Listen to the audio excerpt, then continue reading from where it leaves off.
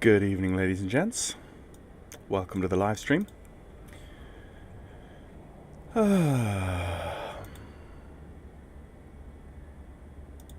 Just going to unmute myself in Restream so that I can hear my own audio back. Welcome to the live stream for those who are watching live and for those who are watching after the fact on YouTube. I talked myself out of live streaming this aircraft in its current state. Good evening, ladies. Yep, there we go. That's fine. I kind of half talked myself out of streaming this, and then decided, you know what, I'm going to try anyway because, yeah, more data is better. I think more attempts at trying to make this work, the better. I've still not gotten a response from the developer yet on this, which is sad, but that's kind of the way it is. Let us go do a... Should we do a quick walk around? Or has everyone gotten tired of that? Let's not. Let's just leave it as it is. Let's do some flight briefing. So this evening you can see my flight plan. I'm going from Boston over to Toronto. Not a huge flight. We are going to go up to 11,000 feet, I think. Flight level 110. Oh no. Westward is even. So let's just go 10,000 feet. Flight level 100. Flight time block is about 2 hours. And we're going to change a few things in here. We are going to go KBOS, SKR, GDM, ALB, SYR, ROC, and then CYYZ. Analyze route. What one is that? Okay, that's the NDB. Right, fine. Let's just remove that. Okay, so those are the VORs. Not too many, not too few. Fairly short flight. It's a good test flight to see if I can physically get the DC-9 from point A to point B at this point. Not a lot of people have managed to do that, as far as I can see. So we're gonna see what we can do. So that is good afternoon, Ian. Good to see you. I'm just gonna refresh Restream here because the data doesn't seem to be correct. There we go. Right. So I have actually the chat box turned off. Maybe I should just leave it on. I felt like maybe the chat box gets in the way visually, but maybe it doesn't. I don't know. It's up to what you guys feel. So I'll bring over a little nav map and show you a little bit about what we're doing. So there we are on the ground. I'm thinking based on the southerly winds, we'll take a 2-2 right departure. Another big thing about this video that I want to test, it's not just the DC-9 that I'm going to test, it's the LLM, the large language model of Beyond ATC. Basically, for those not in the know and who might be interested in hearing what Beyond ATC is up to, basically Beyond ATC would only ever recognize certain phrases when you said them. But now Beyond ATC has been updated in the latest patch with it's kind of like Beyond ATC's AI algorithm has finally been updated with a far broader range of words and understanding of words and so forth. So you can use a lot more varied words and phrases to say what you want to say, and it should now understand you a lot better. So for instance, in videos before, you'll see me trying to I'm holding at a holding point before a runway ready for takeoff, and I key up the tower and I say such and such, holding Charlie 1 ready for takeoff runway 23, and they don't understand that because they're Beyond ATC is looking for a specific phrase. And it doesn't recognize anything else. But now apparently it should understand a vast more amount of different phrases and figure out what it is you're trying to say. So it basically should sound a lot more lifelike. Okay, so let's bring in the front stairs and the door. So there's the stairs going in. It's kind of, this add-on kind of fools you because you think, oh, it's got nicely animated stairs and cones and doors. Obviously, someone spent some time doing this. This must be a pretty good quality aircraft, right? You know, well, we'll just wait and see. Let's take the cones away. So what we'll do is we'll bring in Beyond ATC. We'll fire that up. We'll get that running. In the meantime, let's just pull across. Now, this doesn't really... Settings. It's this bit here. Sim brief.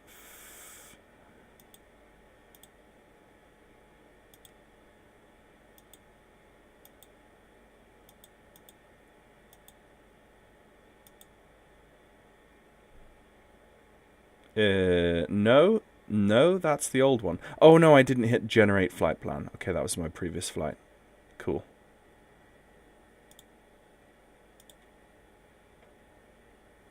Okay, now if I hit fetch flight, there we go. So the plan is US Air 2301. We are going Boston to Toronto, flight level 100.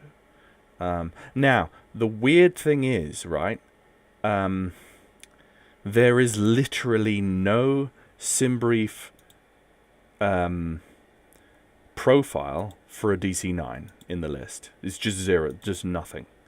So the closest I've tried to come up with is the F-28 for fuel, which is going to be a bit weird, but bear with me. If I go to weights and balances, so what we've got here, max 12, max, so it's maxed out at the moment.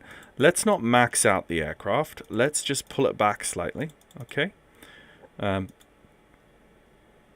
There's 2 in the cockpit. So fuel-wise, trip fuel, yeah, there you go. You can actually, so takeoff weight, the max takeoff weight is there. Why are we so heavy? Let's see. Oh, I see. Okay. No, I don't. Landing weight is max 9,900. We are currently 85,000. Trip fuel 200. That needs to go up like horrendously. Takeoff weight max 108,000. We're 85. Ramp weight 109. We're taxi fuel 500. I see. Ramp fuel is 12,300. Zero fuel weight, a max of 87. We're 73. Okay, so that I'm gonna pause track IR and just take my fuel. So for an F-28-1000 to make this trip, it would need 5.9 metric tons. So let's go kilogram to pound, and let's go 5939. Convert. That's 13,000 pounds, right? So 13,000 pounds. Yeah, I could see. Thank you, Philippe. I could see that there's the MD-82, but the MD-82 is horrendously heavier and longer than even this version of the DC-9. This is the DC-9 30. That is the DC-9 8, which I believe is a lot longer and bigger. So I thought for a comparable kind of sized aircraft, I was gonna just roughly go off of the F-28,000 profile for fuel. Obviously, it's not going to be correct, and so many things in this live stream, unfortunately, are not going to be accurate, but here we are. can we adjust the ramp fuel? No.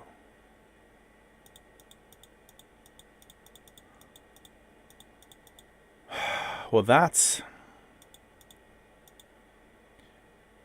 trip fuel. I mean, I can just add. Okay, so I can add fuel in the trip fuel, but not the ramp fuel. That doesn't make sense. But you know what? Of all of the things with this add-on right now, that's actually not a big issue. So let's not worry about that. So fuel loading index, again, the fact that they've added, let me just repause track out. The fact that they've added all this information, right, at the in paper form, it's lovely. The fact that you've got this interactive thing. Oh no, there it is, fuel loading. Duh. Thank you. Let's just reduce. Let's reduce the trip fuel then. I don't know. I don't understand. It's a bit ambiguous. The trip fuel versus the ramp fuel. But then this is how to change the ramp fuel. So I'm going to give us actually £14,000. That is where I'm going to do. I'm going to hit update. And having hit update, we should then see some updates. Okay, so if you go to the settings page, I like to roll with the hydraulic disable controls because that's realistic. Turning off the altimeter vibration sound actually turns off all cockpit sounds, like all of them, which is bugged. There's so many bugs. Let's just not worry about that. So let's put that away, and let's pull up Beyond ATC. Let's hit go fly. Now this is the large language model, so that's going to load in, and we'll probably take a frame rate hit. But the one positive thing about this airframe though is that it is good on frames for me in MSFS 2024, which not all of them are. So the battery switch goes on. Do you know what I'm going to do? I'm going to do what probably a lot of live streamers haven't done when live streaming this module. I am going to reference the checklists. Oh yeah. So I'm going to pull up the DC-9. I'm going to reference the manual. Let's just open. Can I open in a new tab? Yes, thank you. And then also the.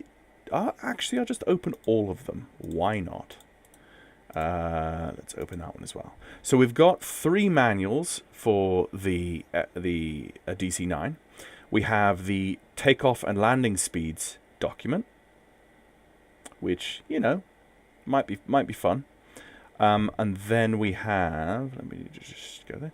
We have the checklists, which is here. These are all the checklists, which, again, look at them. It looks like they're actually trying to be taken seriously. That's great. I mean, Carenado doesn't have this, do they? They release a module, and nobody complains, but then they have 0 manuals with some of these Carenado modules. So you kind of think, like, okay, right. And then, yeah.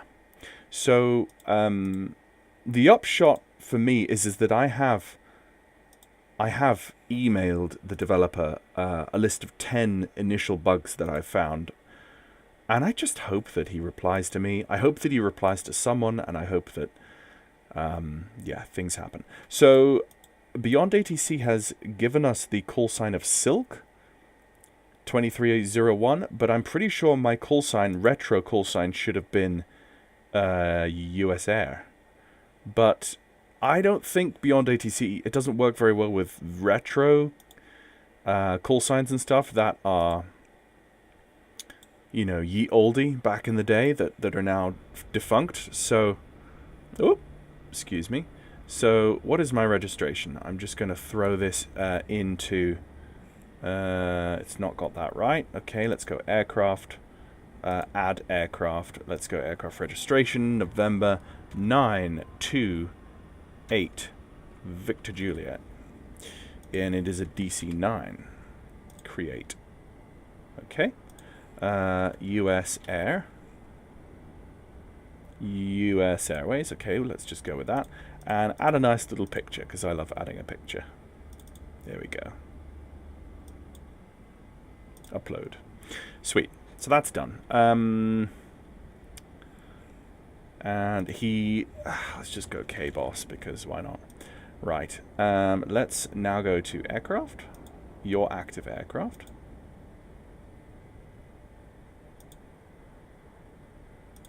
And go November 928. Yep. There we go. And add SimBrief flight plans. Right, so we're now configured on Volanta. If you guys want to follow the flight there, you can. And also, let's go to... just make sure that... can you show the resources at the package... can you show the resources at the package folder? Oh, do you mean the... hey, Major Flaws, how you doing? Do you mean the actual... here, I'll show you. So if you go to the community folder, SkySim DC-9 aircraft documents. There we go. So that's the actual... so it's literally 2024 community, SkySim DC-9 aircraft, and then documents. And those are the 3 PDFs that come with the aircraft, and those are the 3 that I'm referencing. Hey Major, how you doing? So we're just getting set up with the DC-9 to see what we can, if we can actually, you know, get things working. So FPS is a little bit buggy for me, but then again, I've got like full Beyond ATC set up at the moment. Just gonna pause track hour and take off my jacket because it's a little bit warm up here. I've got my little electric space heater on for them January evenings, live streaming. So I don't actually need that at the moment. Right, so let's go cockpit preparation. Logbook, checked. Circuit breakers, checked. Pneumatic crossfeed, open. Right, that's important. So the pneumatic crossfeed, folks, is down here. You need to put those 2 up. Okay?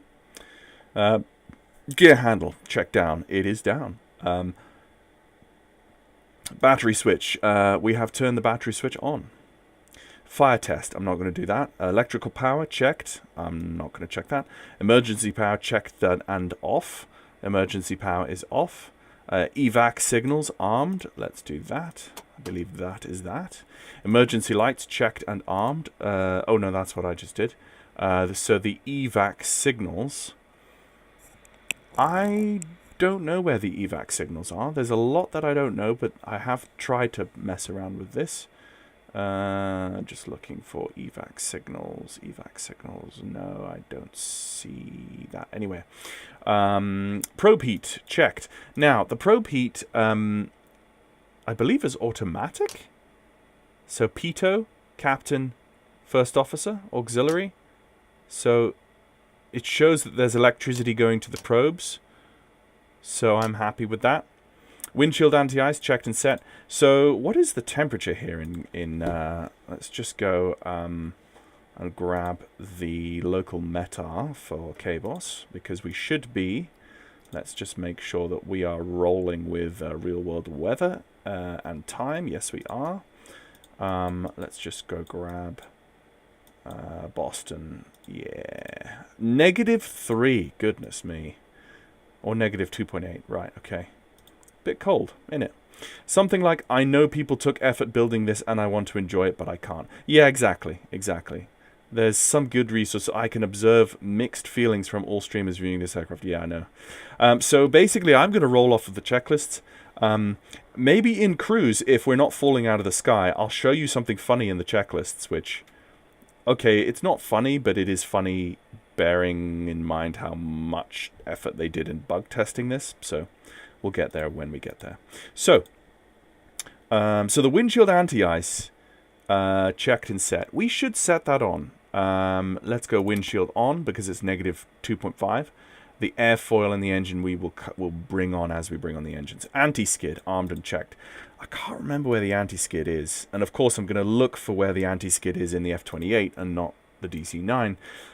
Oh, no, it's up here, isn't it? There it is. Bam. Overhead test panel, checked. We're not going to do this. GPWS, checked. Now, the GPWS, where was that? I have tried to fly this aircraft maybe 3 or 4 times now since it launched, and each time gotten slightly closer to a full flight. I've just been doing circuits and stuff, testing. Can't quite remember where the GPWS is. But yeah, not a massive deal. Cabin signs on and set. Okay, let's do that. Oh my goodness. Yeah, the sound set, guys. Let's just talk about that later. Fuel pumps checked and set. Okay, so for the fuel pumps, if we have a look at the fuel, we've got quantity, quantity, quantity. We've got fuel in all 3 tanks, right? So what we're going to do is we're going to turn fuel pumps on for all three tanks. But the crossfeed, I saw some live streamers trying to turn on the crossfeed, but that's not how you actually fly the DC-9. I've learned this. The crossfeed doesn't crossfeed all 3 tanks. So you think that when the center tank drains completely, it should automatically just begin crossfeeding from the 2 other tanks, but that isn't the way it works. The way you stop, you have to physically, manually turn off the center tank, or else the engines will continue trying to draw from the center tank. So as far as I'm aware, at this current stage, I'm still learning, is when the center tank gets low, you physically have to turn off the center tanks so that the engines don't die, right? And that's what the other live streamers I've seen with the problem of both engines immediately turning off in the air, but then immediately being able to turn them back on again. That's where that problem comes from. Again, bugs. Flight and voice recorders, we're not going to worry about those. External lights set. So the external lights, we're going to go with anti-collision for the moment. Air conditioning, set. Right, we're not going to touch the air conditioning yet. Pressurization, set. We're not going to touch that yet. Air conditioning, auto shut-off, arm. Air conditioning, yes, that is in the arm position. Annunciator panel lights, checked. We won't go worry about that. Radio equipment, checked. Okay, so the radio equipment, we're going to roll with our first VOR is going to be 1695. Now, 1695. So, in the smaller version of the DC-9, the DC-9-10, the word nav and com are swapped around. But this is still the nav. So, I learnt this. When you look at it in the smaller version, your nav is still here, even though it says com here and nav there. So that's another bug that they need to fix in the smaller version of this. Because I tried to go and fly the smaller version first and figured that out. So rudder power needs to be on power.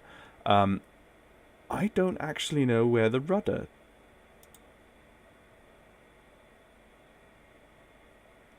Rudder power? Is that your damp, maybe? I don't know. So stabilizer trim, checked and set. So, again, this is all manual, and I don't think I have a stab trim setting. But let's say if we wanted to take off with flaps 15, I think what we would want to do is set it to 15. Like that, I think, but we'll just go with that. Hydraulic power, checked and set. So the hydraulic power... if I remember this again, where's my hydraulics? Yes, hydraulics are down here. So sometimes, yeah, they're not on yet because the system isn't powered on. Gear handle warning lights are checked. Autopilot servos. Now, again, another bug.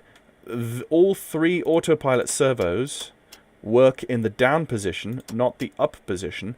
But actually, in real life, the up position is where they should be for them to work, right? So at the moment, I'm leaving them all in the down position because that's where they currently work, but that's a bug. They should be in the up position when that gets fixed. Crew stations and crew paper checked. O2 mask and supply. Takeoff warning has been checked. Parking brakes are parked and checked. Another Another bug is the parking brake is reversed. So it says pull to engage, but it's actually push to engage. It's actually push to engage. So pulling it up releases it. Pushing it down engages it, but it should be the other way around, obviously. Horizons and compass checked and cross-checked. Altimeter set. So the altimeter, I'm just going to hit B, and it's 3016, and that is... well, metataf.com says 3014, but, you know, we'll just go with that. Stabilizer trim set, aircraft log maintenance release checked, fuel, oil, and hydraulic quantities checked, APU on and checked. Okay, another bug, the APU. You can turn it on, it works, but you can't turn it off as soon as you've turned it on. One dude on YouTube has told me that you can indeed turn off the APU as long as you recycle the gens first. But I've done that and it's not worked for me. So, and I said to him, please show me a video of you doing this so that I can learn how this actually is supposed to work. Ironically, the manual says that, and the actual list of qualifications in the aircraft product page say that it has realistic APU shutdown and close down flows or whatever. So, whatever that means. But of course, if it does have some weird, funky, unique DC-9-ish way of turning off the APU, it's not told us how to do that in the manual anyway, so we're kind of left. So that master switch for the APU master, in the off position there, this is the last time this live stream you will see that in the off position, because as soon as you go run and start, it refuses to go back to the off position, right? So we will turn on the APU at this point. So let's go run, and then let's push it forward to start and hold it in the start position until the RPM for the APU goes above 10.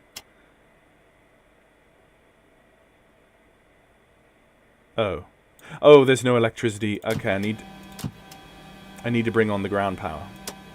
Okay.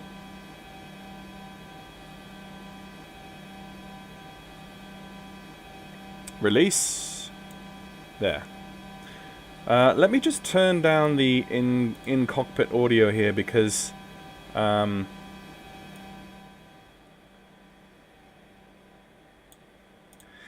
think the sound set of this aircraft is pretty crap, and you guys have probably heard it all in a previous live stream anyway, so for the moment I'm just going to keep that off. Okay, so there we go. The APU is on, the temps are up and stabilized, so we should be able to go over to the APU, and you can see the load come on there. You can take off the ground power now, that's fine. So, the APU. We've got ourselves, why do we have external power, battery voltage, but why don't we have APU voltage? Reset it. The volt selector shows 0 volts, AC volts, that is. Maybe it doesn't produce AC. Maybe it produces DC, direct current. Amps. It's got amps. It's got 100 amps. No. Don't know why that's off with the APU on. So anyway, so let's get some air from the APU. Let's bring on the air from the APU. And you can physically see now the engine pressure has come up. So we've got pressure for the engines.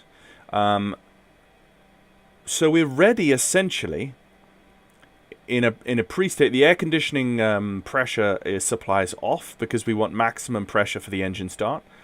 So that's the APU on, okay? And actually, if you go to the external model, you can hear the APU running. And if you zoom in, you will actually see... You will see a heat blur coming out of the right-hand side of the fuselage by the engine where the APU is located. Also, if you have the camera on this side of the fuselage, the APU noise is louder. And if you have the camera on this side of the aircraft fuselage, the APU noise is masked by the fuselage because the APU's on the APU exhaust is on the other side. So when I first heard that, I was like, okay, so somebody has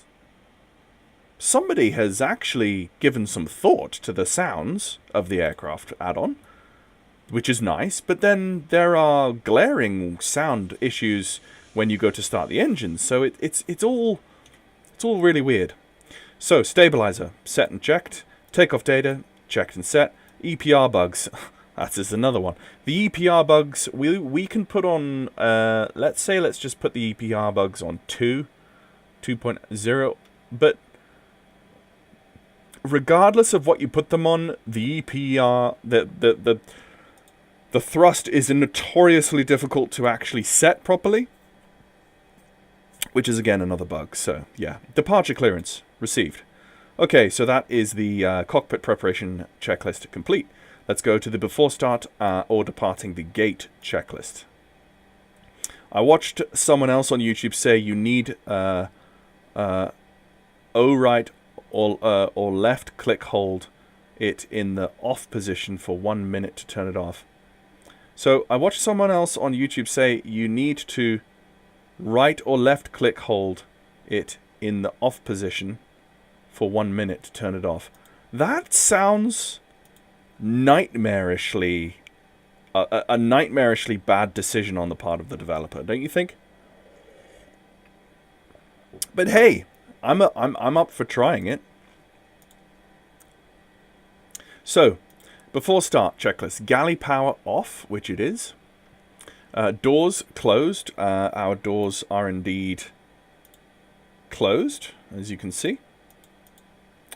APU, the auxiliary hydraulic pump needs to go on, so let's turn that on, like so.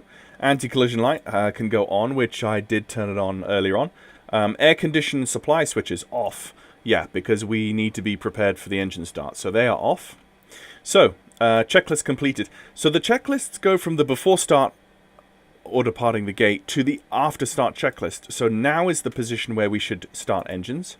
So really, ultimately, at this point, we need to get the Beyond ATC up and running, okay? So let's just go to Beyond ATC. Let's grab, let's just pause track IR, and let's grab ATIS for the...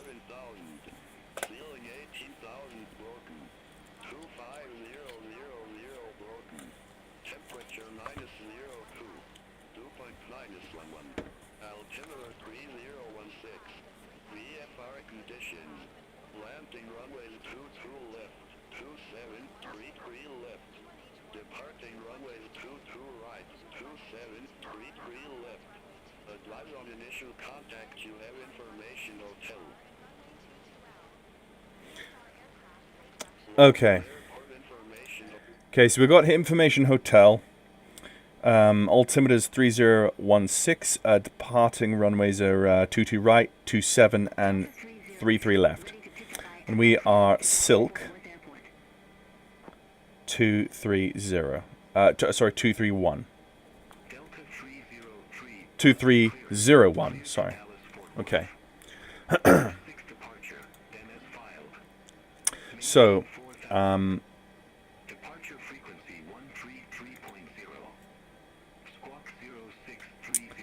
just going to check the chat. Yeah, but like I say, not sure if that's true or not. Well, we'll try. We'll try and find out. Maintain 4000. Departure frequency 133.0. Squawk 0630. Okay, we're going to go after this. 303. Delta 303, read back correct.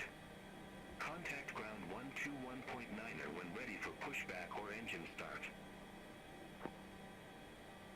Ground 121.9er when ready for pushback or engine start. Delta 303. Boston clearance, good afternoon. Silk 2301 is with you, requesting IFR clearance as filed.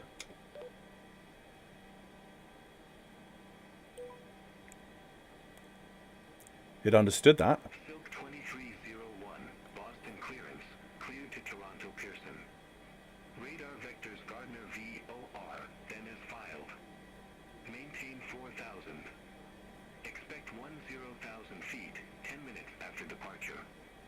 Departure frequency 133.0. Squawk 3403.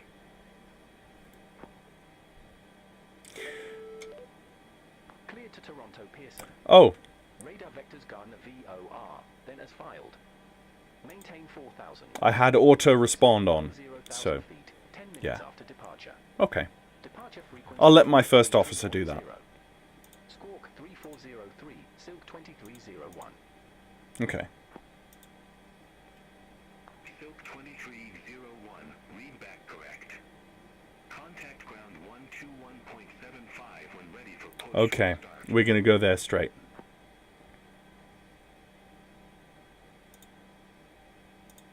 Ground 121.75 when ready. Silk 2301, see you. Okay. So, Boston ground, good afternoon. Silk 2301 requesting push and start. Silk 2301, Boston ground, hold position for traffic. I'll call you back. Sweet. Okay.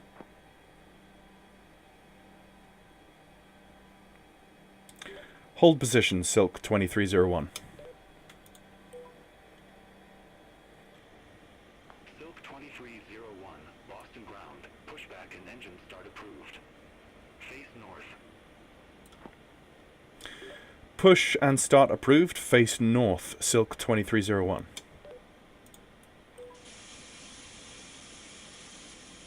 Okay.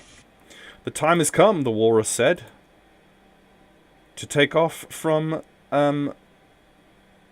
prepare for pushback to take off from Boston. Let's go American Airlines. No, I don't want... Due to icing conditions, please stand by for engine start until push is completed and brakes are set. Okay.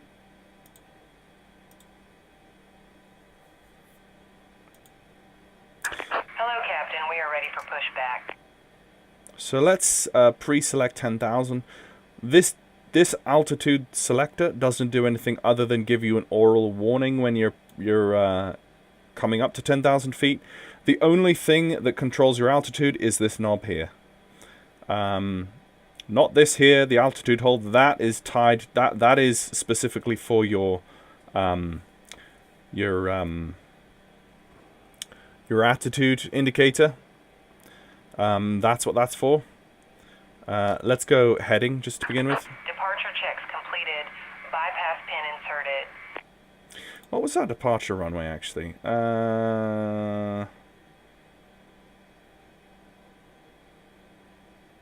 He didn't give it to me yet.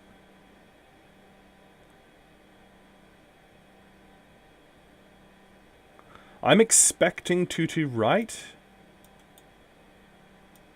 Yeah, I'm expecting 22 right, so I'm just gonna assume it's 22 right. Yeah, he's giving me the correct push for 22 right.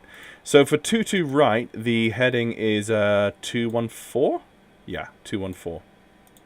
So we're gonna select 214 on the heading. Locking gear.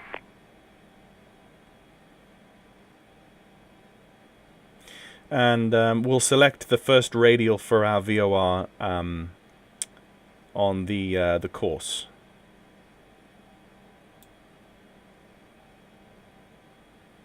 Set. And the first radial is going to be, let's get rid of that one. It is going to be magnetic 298. Facing north. Release parking brakes, please. Okay, there we go. Commencing push. Due to icing conditions, please stand by for engine start until push is completed and brakes are set. What did I say? 298. Not 398, 298.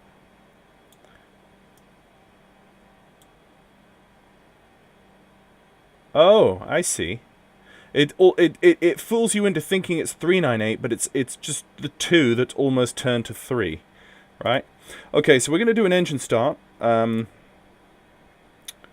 the way we do that is, of course, we've got pressure. So let's pull open the right starter. Let's turn on the pump. Let's turn on the ground start. And let's turn on the start. And we should see the N2 beginning to rise. And once it rises to 10%, we then introduce the ignition and the fuel, which is like so. And then try to ignore the really bad engine start sequence noise. Because you'll feel better if you just ignore the bugs. It sounds like it's completely stalled on startup, but it hasn't.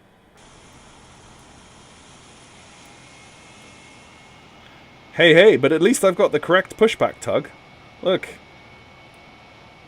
Please set parking brake. Okay, let's pretend to set the parking brake.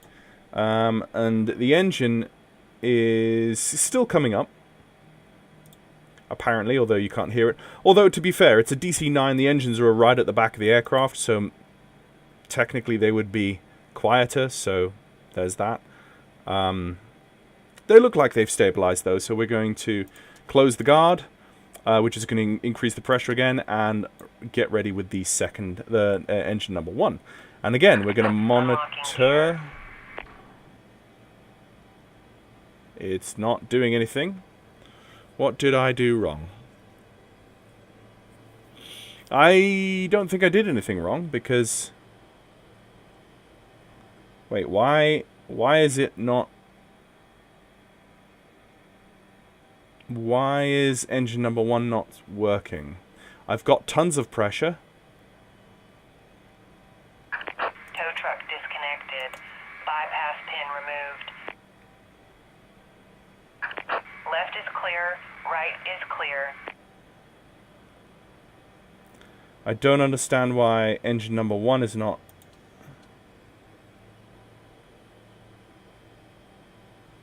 Control E, just to try and force it.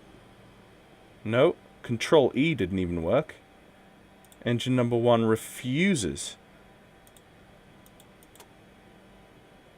No.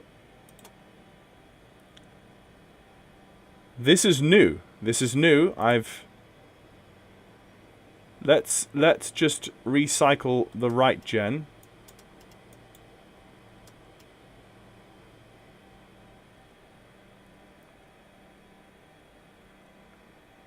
This is a weird one. Wait, what? Wait, why is my wiper just spamming?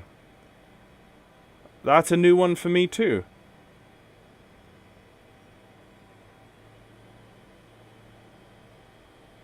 I changed literally nothing. Why is engine number 1 not working?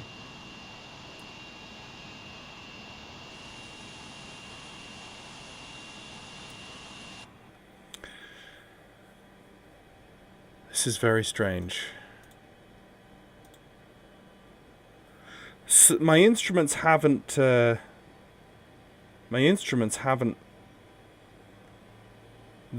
gyros haven't spun up, so...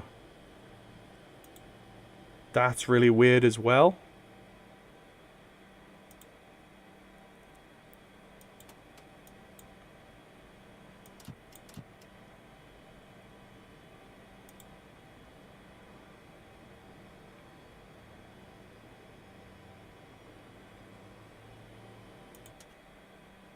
I don't understand this one.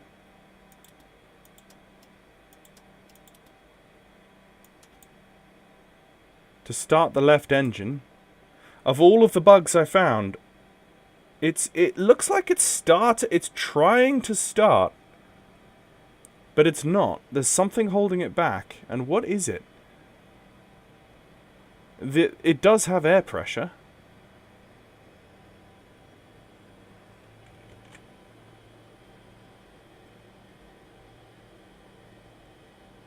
Are you on ground power? No, ground power is off. I'm on APU power. Maybe it thinks it needs ground power.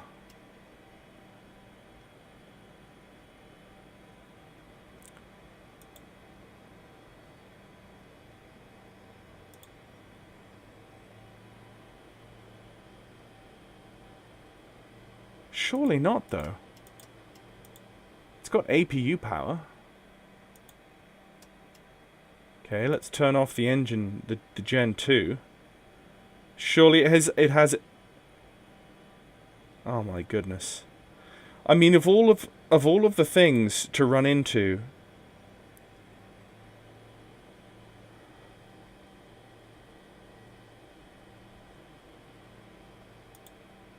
I mean, of all of the things I knew how to do in this...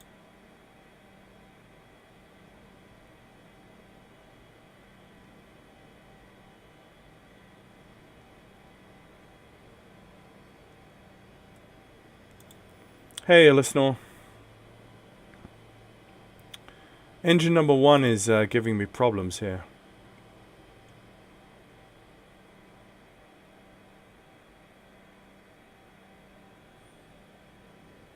It's physically refusing to...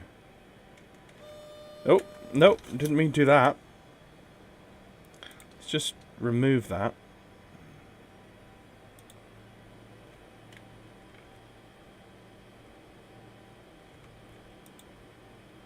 No, it's stone cold. Are the bleed X feed valves open?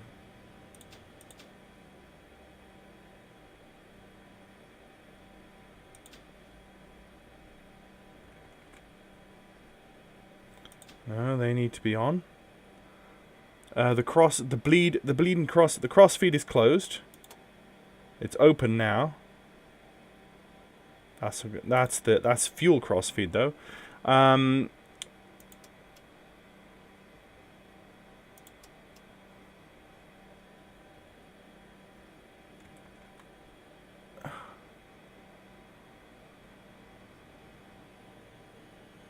No, that's not helping me.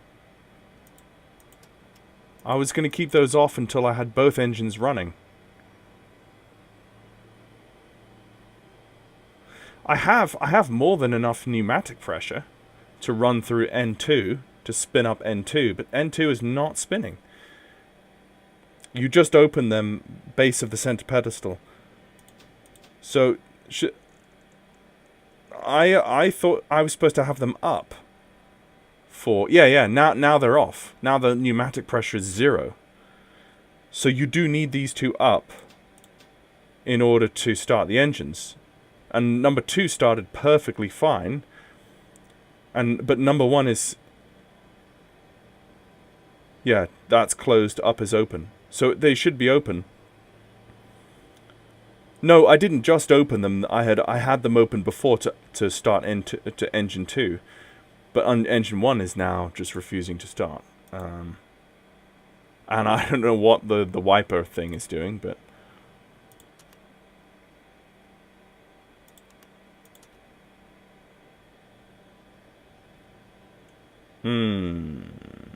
That's so weird.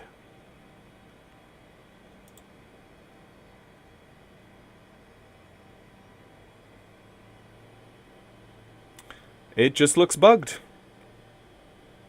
Which is weird because of all of the test flights I've done, starting the engines has not been my problem.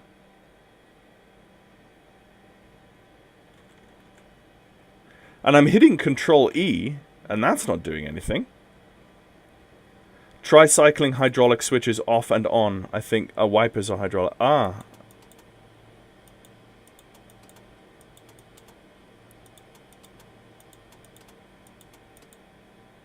Okay, cycled all 3. Yeah, that's not doing anything. This is so weird. There's literally nothing that I know of that I've done wrong.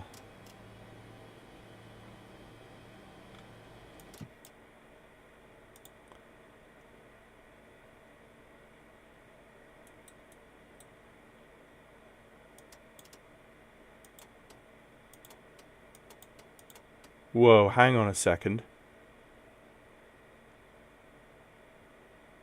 When I reset the APU gen,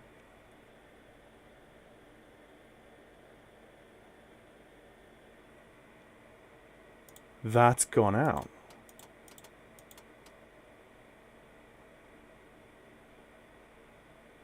Well, the wipers stopped flickering now. APU is still on.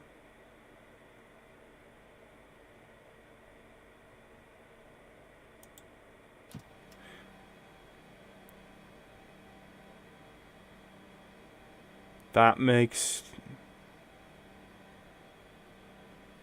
Oh, hello. That makes 0 sense to me.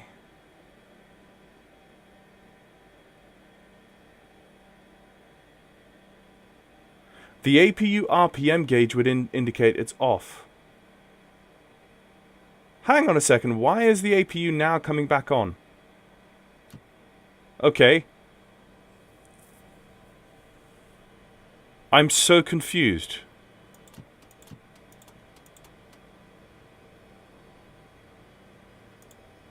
That's the APU. We've got tons of pressure. We've got tons of pneumatic pressure. Let's get the left starter on. 55 at gate 29er.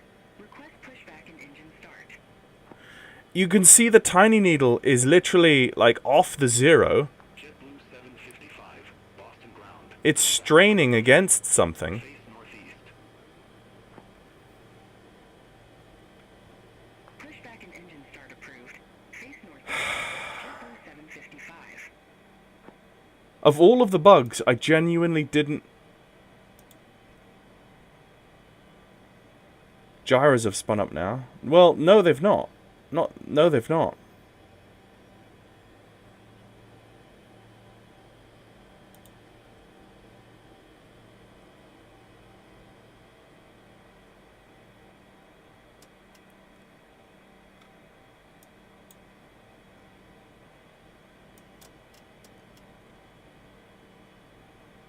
So I've got electricity coming in from Gen 2 from the second engine, but I'm not able. The first engine isn't able to start up.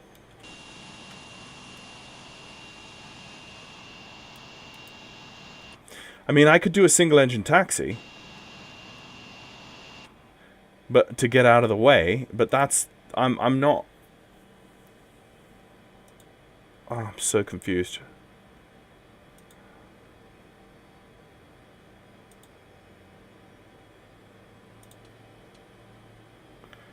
And forcing it with the ignition on engine number 1 isn't bringing N2 or N1 up.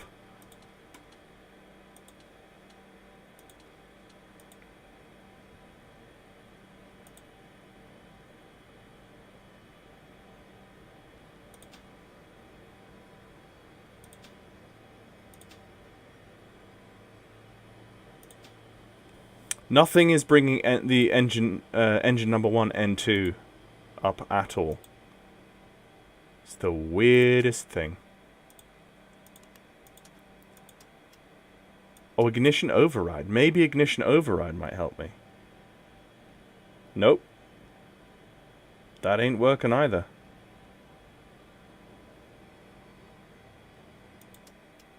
Let's just recycle. Let's just cycle this again. Okay. Let's off, start, on, ground, on.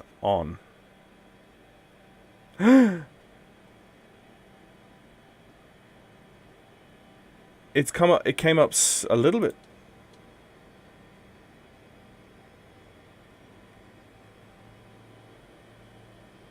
JetBlue 755. Request taxi to the active. Huh. That came up a little bit higher.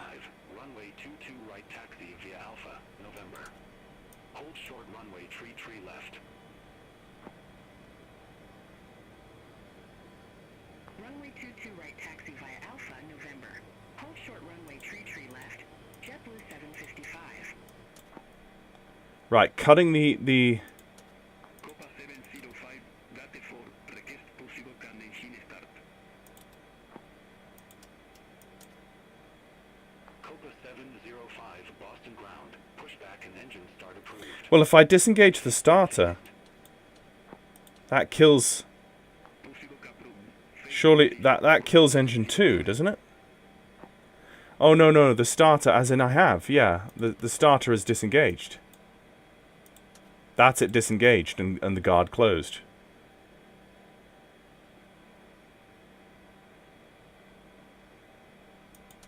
I'm going to bring...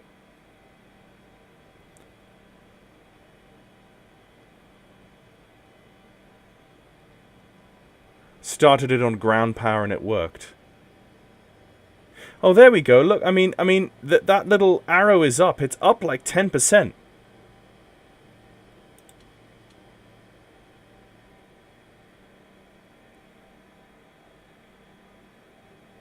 And now it's going back down again. Oh, I don't want to restart, but... If this is the only way I'm going to get off the ground, then restarting might just have to be the way it's done, because this is ridiculous. Okay. God. I was really hoping that I wasn't going to have to run into a restart that early in the live stream. But I don't want to waste the whole evening sat there on the ground fiddling around with stuff. So let's just try again. Set departure. I should probably... No, I'm going to leave Beyond ATC where it is. Just to see what happens. So...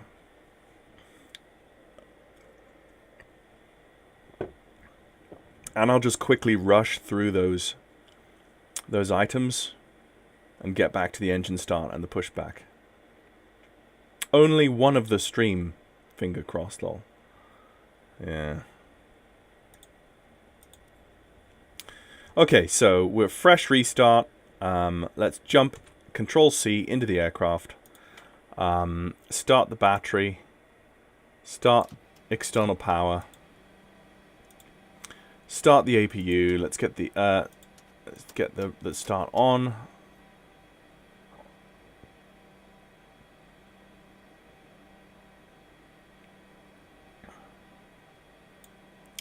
The problem is that you can't do a pushback with the engines turned on. You have to initiate the pushback before turning on the engines. So that's a bit of a... Boston Center. Amendment to your route advise ready to copy. Roger. Ready to copy. Endeavor 5354. Okay, so the APU is on. 5354. Let's get the APU on. Runway 22 left. Expect Parch 3. Runway 22 left. Endeavor 5354. So I'm going to close down Beyond ATC. And let's turn it back on again. Yes, I used Shift P to push back. That works with engines running. That works with engines running. Okay. Well. We're just going to have to...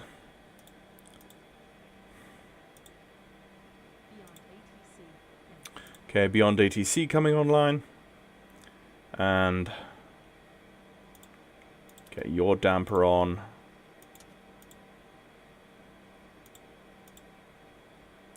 So, yes, right. So we'll have to do weights and balances again, quickly. Click spots.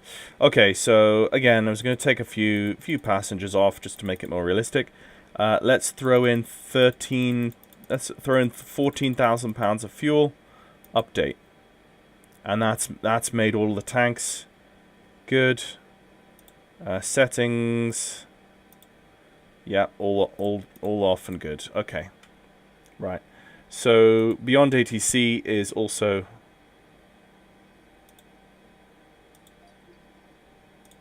Let's just run through quickly the yeah. Okay, so the APU is on. Let's get the air on. Let's get those on. So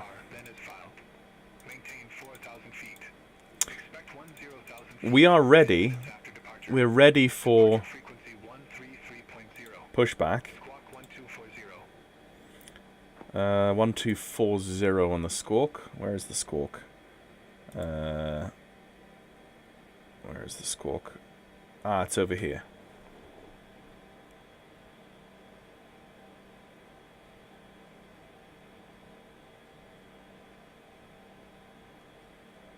Silk 2301, Boston clearance. Discard under VOR, then as filed. Maintain 4,000 feet. Expect 10,000 feet, 10 minutes after departure. Departure frequency 133.0. Squawk 1240.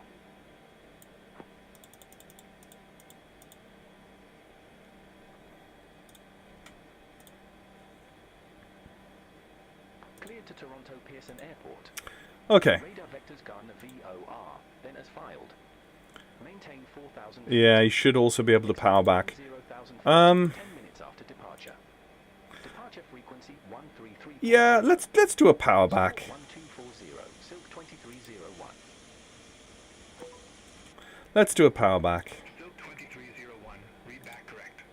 Contact ground 121.75 when ready for pushback or engine start. Gyros are up. Yeah, okay. Acknowledge instruction. Ground 12175 is what we want to do. Yep, there you go. 12175. Request push and start. Silk 2301, gate 34, request pushback and engine start. Silk 2301. Yeah, okay. Pushback approved. So in order to do the pushback, we will acknowledge instruction. Let's get engine number 1 ready to go. Okay. 2301. Let's push number 2. Right, pushing number 2. That's 10%. Let's introduce... Oh, fuel is already there. That's kind of weird. Okay. Those were already up. Pretty sure there was no state saving. There's I mean, engine number 2 is coming up. Again, let's just try setting 2.0 on the EPR. Although, to be fair, on the takeoff, we're just going to go 100% throttle.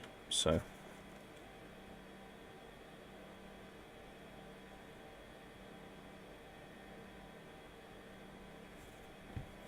okay, so there's number 2 is stabilizing, and it's coming up.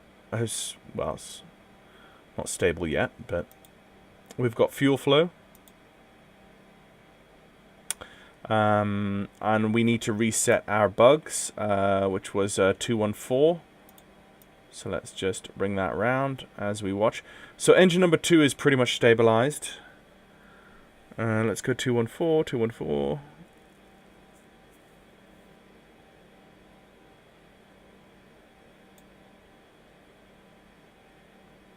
And then the course was 298. Which we established looked like 398, but it wasn't. There we go. So those two. Right, let's go engine number 1. So we're going to go to the start for engine 2 is off. Let's bring start for engine 1 on. And yes, look at that. Immediately. And I think it's maybe because we're on ground. But then the ground power is only electric power. It's not pneumatic power. I don't have the pneumatic unit on. So why that just immediately works makes no clue. You should be able to start both the engines off of the APU pneumatic pressure. But there we go. I didn't develop this. Someone else did. So the left and right gens are still off at the moment, but the 2 engines are starting up. And if you go to the outside, you can hear them. I've not tried a power back yet in this thing, but we can try that now. Ooh, what is that?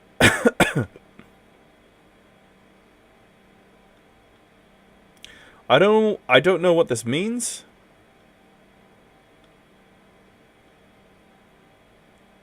But I will at some point learn when it's worth learning serious things about this aircraft add-on. Okay, so both engines are stabilized. Let's close the guard. Let's stop the pump and off the ignition. And now we can turn off the ground powers. We can recycle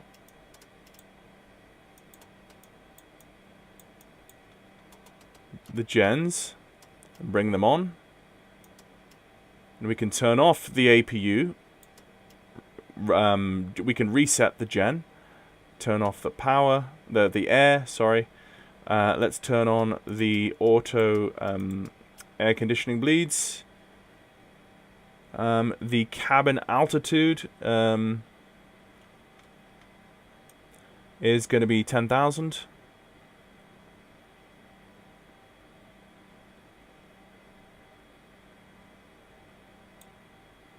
Like so. Now, what other things we've got? Radio fan needs to go on, which is there. Hydraulics, yeah, so the hydraulics need to be recycled.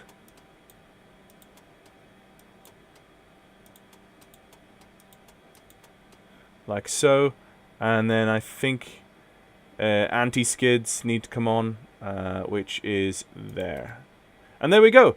Those are all of the warnings, and we've only got rudder travel unrestricted and parking brakes on.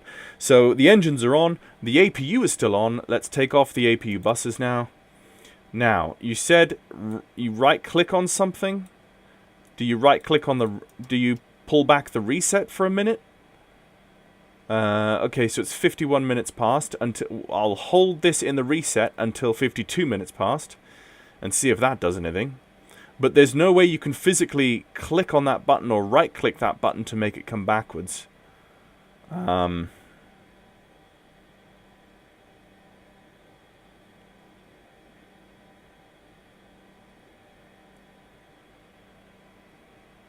So you see, we've got the warning that the APU gen is off, which is fine because we're on Gen 1 and Gen 2. Master off, I think he said. Yeah, I mean, I know he said master off, but you can't... The only thing you can do with that flipping button is click it, and it only goes one way. It only goes to start, right? If you right-click it, 0 happens. Your mouse stops, and it goes into camera slewing mode. Like, if I right-click anywhere, I can change the camera view by moving the mouse cursor with having the right mouse button clicked down.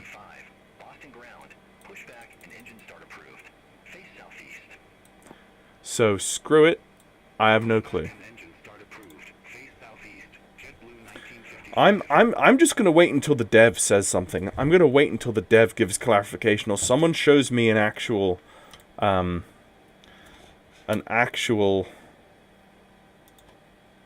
okay, parking brake off, and let's hit the reverses.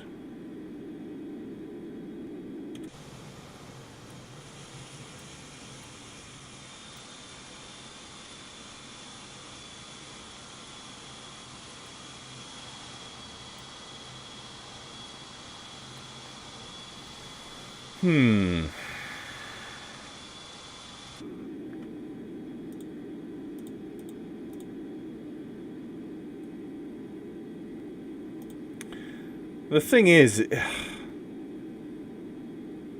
it's just really bad.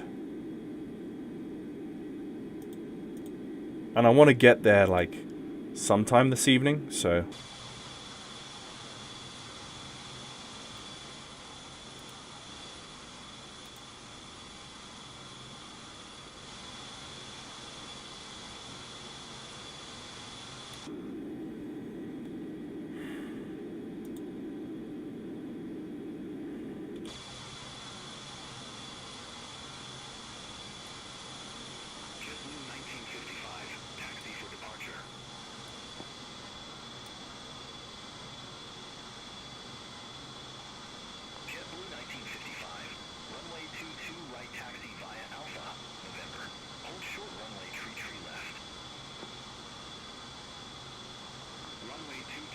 Taxi via Alpha, November. Hold short runway, tree left. JetBlue 1955. Silk 2301, ready for taxi.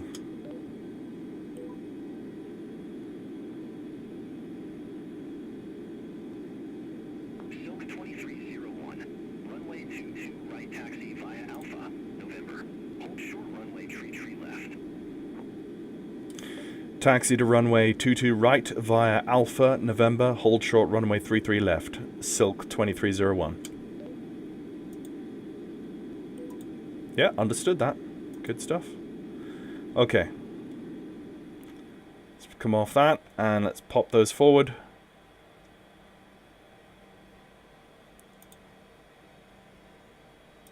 Taxi with the nose lights on. Let's go flaps 15 and let's go with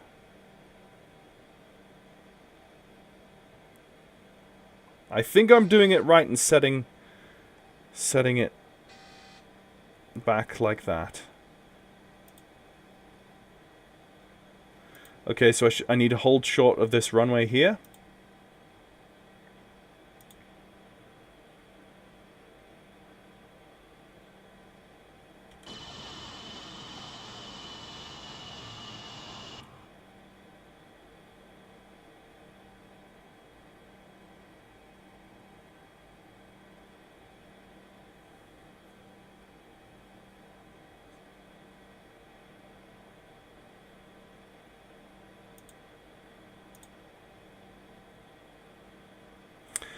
I couldn't start engine 1 because I had disconnected from ground power, which makes absolutely no sense whatsoever because it's probably another bug, Alcinor. So, yeah, that's what. So I had to reset the aircraft, and and then the engine started fine, and I did a power back, pushback.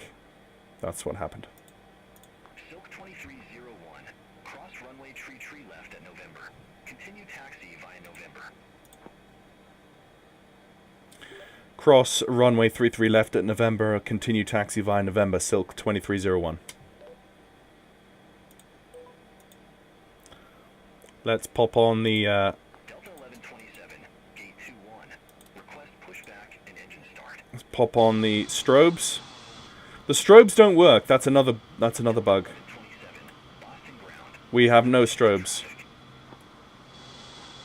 Hold position, Delta 1127.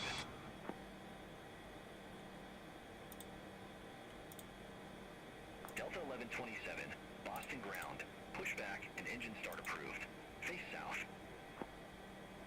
So this aircraft does have a lot of potential, despite the horrendously annoying bugs. It does have potential, and that's, I think a number of people who fly aircraft like this can see it. It's just the dev needs to get on the ball with bug fixing and patching this thing seriously and quickly. Because he's taken our money, and he's taken a fair amount of our money for something like this. So I will be very unhappy if we don't see some proper patches. A lot of people will. 1695, I need to put that back in the box. All aircraft be advised information X-ray now current. Altimeter tree 01 tree. So we're not getting the VOR. No, we're not getting the VOR yet. 1695. 1695. So, oh, no, okay, I didn't turn it on. Okay, even with it on. Silk 2301. Contact Boston Tower tree 2225. 132.225, Silk 2301. Okay. Boston Tower, good afternoon. Silk 2301 with you, approaching runway 22 left. Correction, 22 right, requesting departure.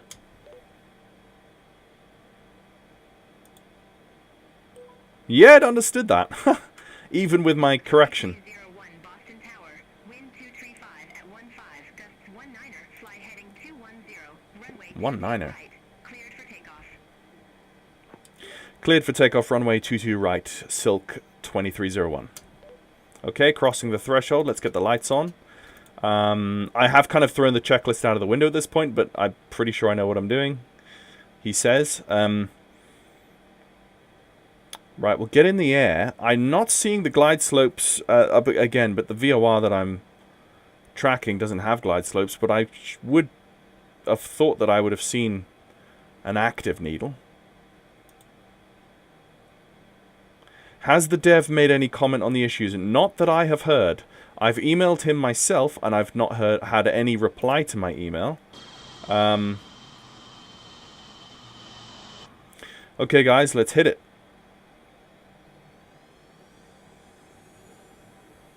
Okay, throttle is full. Let's watch the speed.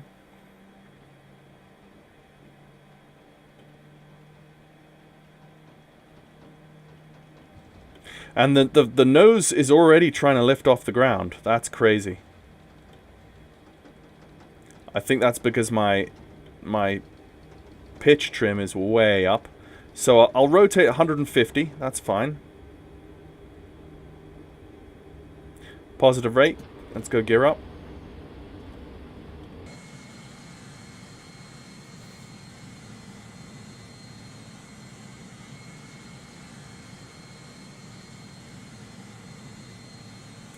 Let's go flaps up. Okay. Silk 2301, contact Boston departure. Take care. Whoa! Why am I banking to the right?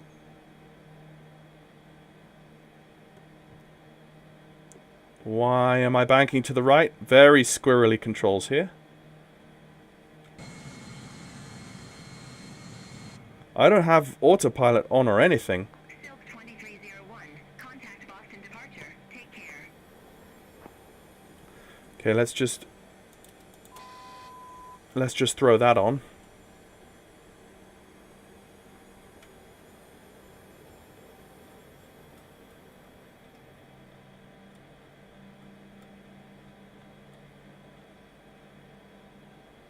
Silk 2301, Boston Tower. Frequency 133.0 for Silk Air 2301.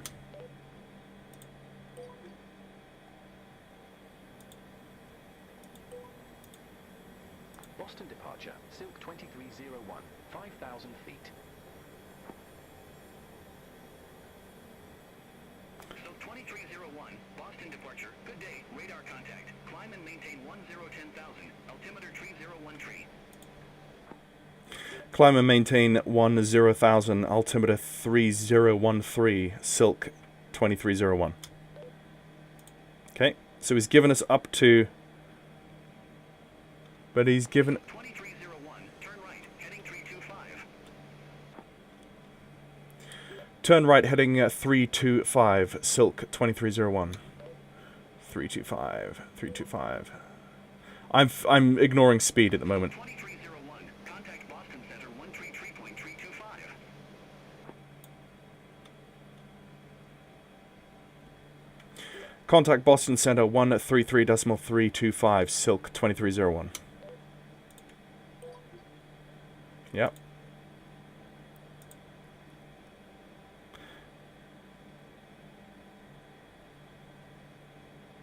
So we're going way too fast at the moment.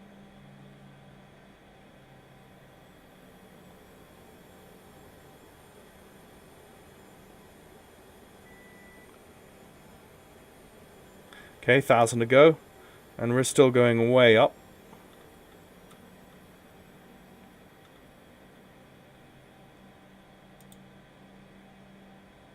What's the master warning for?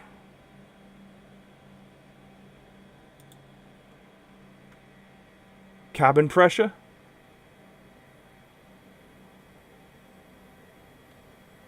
Oh, rate of increase. Okay, wow. Okay. The autopilot is evidently not working. This is why everyone is raging so much about this. It's just so bad. It's so bad. Goodness sake. Might as well hand fly the whole thing. Yeah, that's true, Kevin. This is my first experience. Although some people didn't experience the MD-11. They weren't interested in that. I wasn't interested in it. I didn't pick it up. All of that. Oh, and there's the VOR. At least the VOR works. Okay. So let's come down and try and get back to 10,000 feet. The engines make no sense at all. I mean, so many things don't make sense, but you know what? I'm going to hand fly this, and I'm going to only engage the autopilot when it's really well tuned and it's straight and level. Why are we going up still? Yeah, and here it is. I'm flying with the trim all the way nose forward, and I'm still trying to trim nose forward. So many things about this are so screwed. Okay, let's just descend. So many things are broken on this. I have a really bad feeling that the dev isn't going to do a thing. He's just going to go dark. He took enough people's money that he's just going to go dark. And the thing is, the thing that really gets me as well, guys, is that Aerosoft, who sell this for him, Just Flight sell this for him, and Sim Market also sell this for him. Do they care that he's taking people's money? Do they care that they're taking people's money for him for this product in this state? And he's given no public statements so far about this? No? Not that I've heard. Okay, so now we are in a relatively stable state.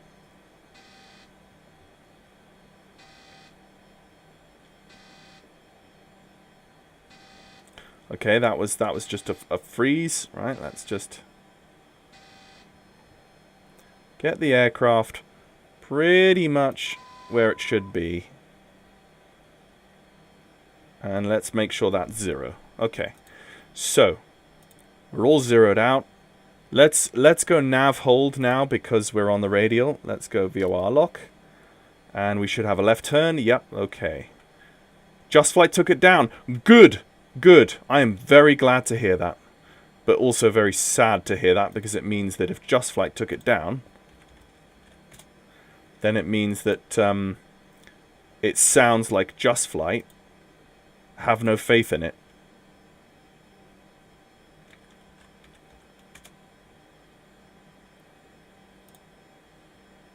Yeah. It's still being sold for the FSX and the P3D versions, but not the other one. And that isn't that serious, actually. Isn't that crazy to think that Boston Center, Silk 2301, 10,000. Isn't that crazy to think that they've taken it down within hours of it going live for sale? I'm glad Just Flight. Yep. Cleared direct Gardner VOR and resume navigation. Silk 2301. We're here to test out the Beyond ATC LLM as well. So, right. So you see how we're slowly decreasing in speed. I mean, look, I'm down here at a 1.1 pressure ratio. That's really bad.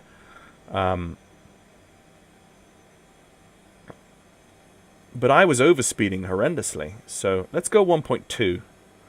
I think you should be cruising at 1.8. So I think it just goes to show that the pressure ratio is absolutely screwed.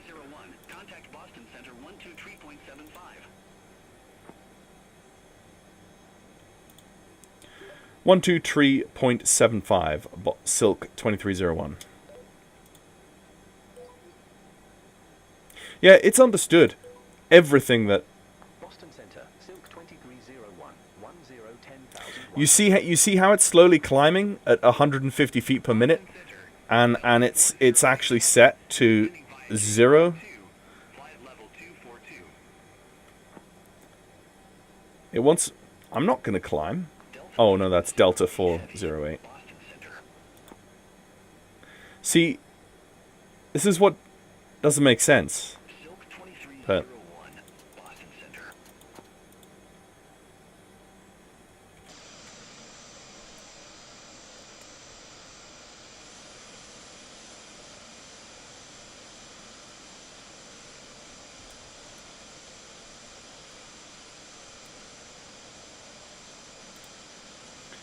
Take a screenshot. Is the APU still on? Yeah, of course it's on.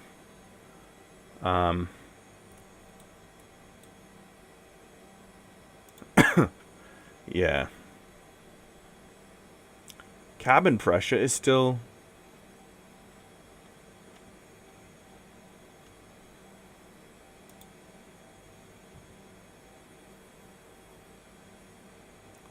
I don't know why the... Piedmont 5748. Contact Manchester Boston Regional Approach 122.905. Have a good flight. Contact Manchester Boston Regional Approach. Piedmont 5748. Oh, anti-skid could go... Oh no, we can't bring it on now, apparently. That's weird. Why can't we bring on the anti-skid to the arm position in the air? Yeah, so we could try and reset the APU, but then it immediately comes back to norm, like that.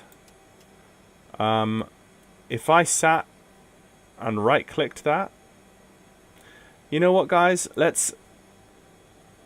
Yeah, the cabin pressure, I'm just gonna...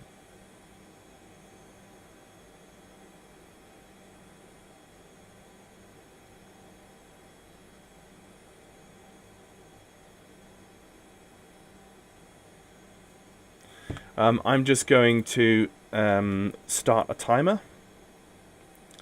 Silk 2301. You were assigned 10,000 feet. I show you at 11,020. Of course you do. Descend, maintain 10,000 feet. This is literally broken. Literally broken. It's why is it? I haven't touched the throttles. I haven't touched anything. Actually. Yeah. So let's go 293. Silk 2301. You were assigned 10,000 feet. I show you at 11,025 feet. Descend, maintain 10,000 feet. Descend and maintain 10,000 feet. Silk 2301. Yeah. Why is it going back up again? The trim is full forward.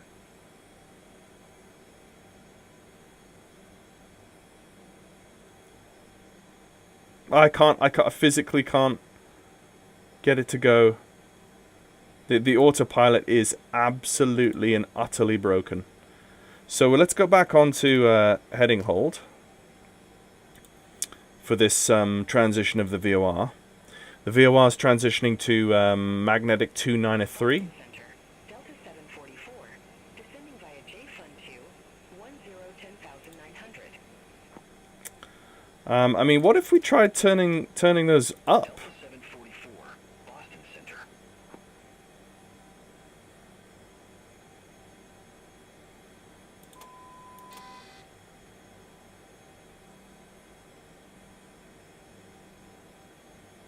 No, that's not doing a thing.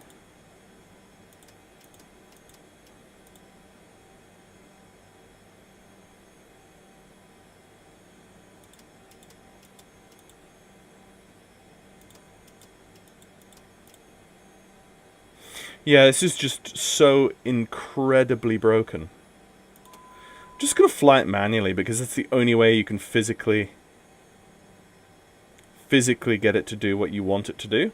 So, and again, the trim is full forward at the stop.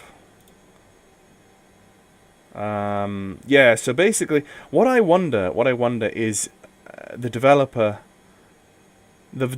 states in the manual that this is the third iteration of the DC-9 that he has attempted. He's done one for FSX, he's done one for P3D, and this is the first time he's done one for Microsoft Flight Simulator. So he kind of starts it in the manual by saying that to make it sound like he knows what he's doing.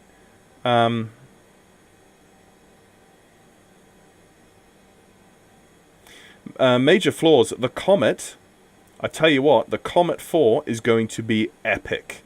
I am in talks with the dev myself, and I am going to do the utmost best I can to help with him with constructive feedback and beta testing and alpha testing, and I'm gonna, I mean, I don't know how to code or anything, but I'm gonna do my utmost best to help him create an amazing add-on for all of us, because we deserve a really solid vintage airliner. I had all the same problems as well. Once I finally got it started, then 20 minutes into the flight, both engines died, no explanation. So the reason for that, Doug, I can at least give you some information on why that happened, is because the fuel quantity in your center tank ran out. That's what happened. And you probably thought, well, if I roll with the crossfeed on, that will fix the problem. No. It doesn't. Actually, this was a real DC-9 thing. You have to turn off the fuel pumps on the center tanks to stop the engines taking fuel from the center. That's how you physically do that. And I'm hoping to try to prove that. That's what I heard. And I'm hoping to try to prove that today on stream. I am watching my center tank. I'm under 2,000 pounds now, so when I'm about 200 pounds in the tank, then I will do what I can.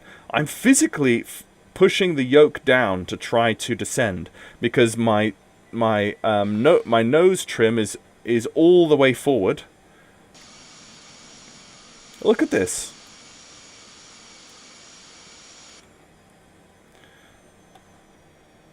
And I think, I mean, look at my pressure ratio is 0.9. It's 0.9. Expect shaft 7, runway 22 left, Lindbergh 4455. This thing is so broken. We genuinely need to literally haul the... We need to haul the dev out from under whatever rock he's hiding from. Okay, that's 9,000. Actually, I descended too much there, actually. Silk 2301. You were assigned 10,000 feet. I show you at 8,951. At least beyond ATC works, folks. 0,000 feet. Climb and maintain 10,000 feet, Silk 2301. At least beyond ATC works, guys. Well done for them. Lindbergh 4455. Contact Boston Center 132.65. And up until now, every single thing that I've said... Contact Boston Center 132.65. Lindbergh 4455. Have a good one. Every single thing I've said to Beyond ATC, it is fully understood. Which I'm really happy about.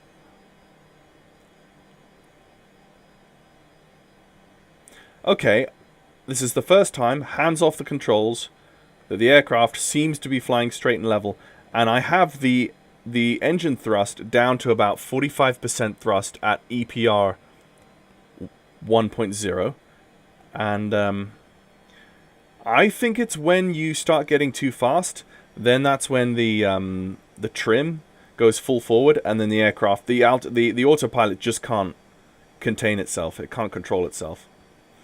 So I'm at 27.5 nautical miles outbound on this radial, and see if I can gradually get myself back to 10,000 feet.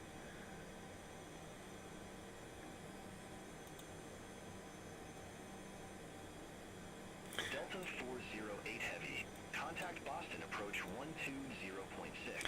You would not like to see my Volanta Contact Boston. cruise profile right now.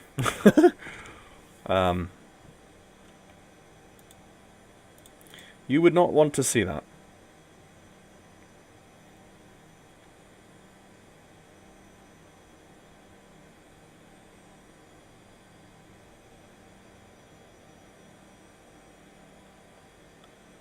So even with the autopilot off, I can't actually manipulate... I can't manipulate this VSI wheel.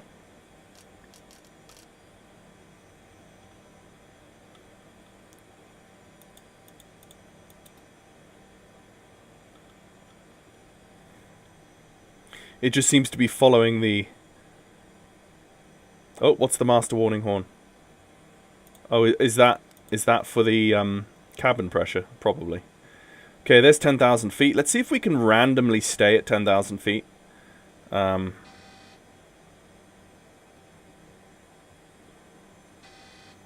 2301. Contact Boston Center 132.65. 132.65, Silk 2301. I'm just watching it, quite amusing, like a roller coaster. Yeah, exactly.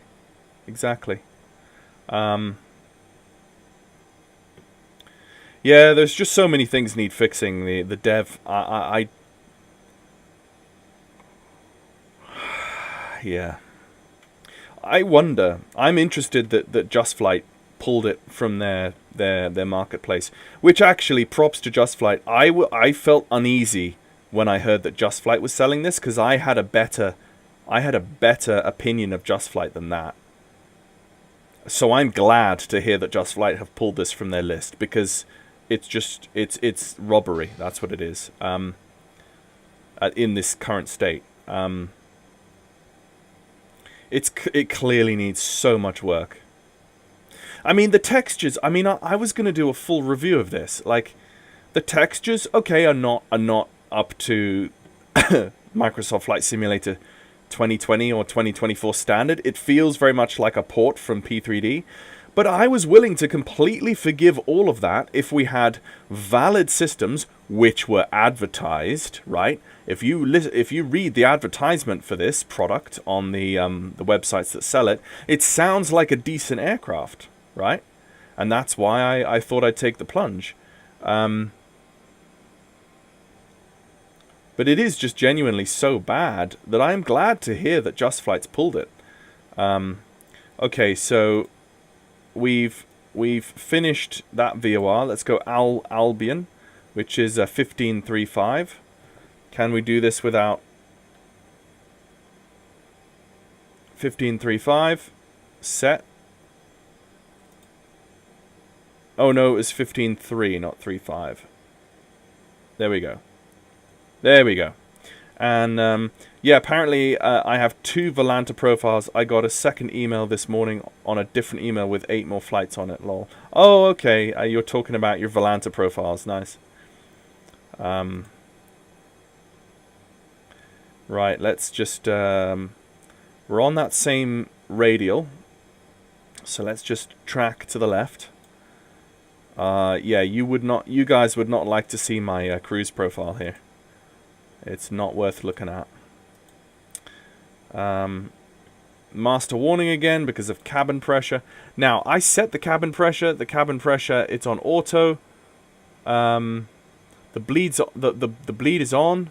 You can see the pressures. They're on. I don't genuinely know why there is an issue. I've set those on, and we've got pneumatic pressure coming from. Okay, by the way, we should turn off our center fuel pump, probably, before we forget. Because in our center fuel, we have less than 1,000. We've got about 500 pounds in the center. So, now, you see that I've just turned off those center fuel pumps, and the engines are still running perfectly fine. So, the apparent bug of the engines cutting out in the middle of your flight, I don't think that's a bug. I actually genuinely think that's a real DC-9ism, because I heard from someone that said that's the way the DC-9 should be flown. You have to manually turn off those center pumps to stop the engines taking fuel from the center tank. That's how you stop that. The crossfeed is meant for balance issues between the left and the right tank if there's an imbalance, not sucking the fuel from one place or another. It's not quite the same. Okay, so we're above 250 knots. I'm just flying manually, guys, because there's the autopilot is completely broken, and also I'm flying the aircraft. Bear in mind that I'm trying to trim. I'm trying to get level trim and the trim is outside the green, almost all the way full forward, and I'm still climbing on EPR 1.1. It's absolute nonsense. This whole flight model. This whole thing's absolute nonsense. Flaps are up. I've not got the wheels out or anything. Look, I'm like flying nose down. It will be a miracle if I get this to Toronto. Lindbergh 4455. Contact Boston Center 134.3.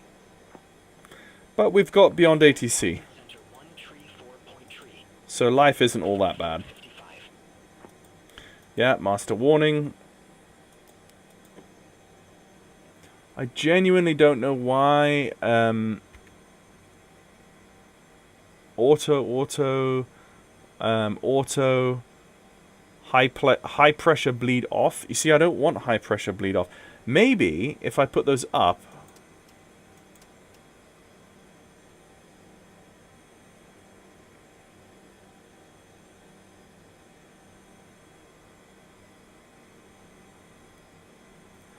I think it's because I think the cabin is at 0 feet. The cabin hasn't. Yeah, there you go. There's the climb rate. There's the climb rate for the pressure, I think.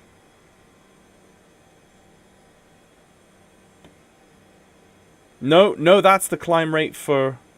JetBlue 2834. No, it is cabin climb. 2.905. It is the cabin climb. It is trying to come up, Approach. JetBlue but that's 2834. still at 0. I don't understand.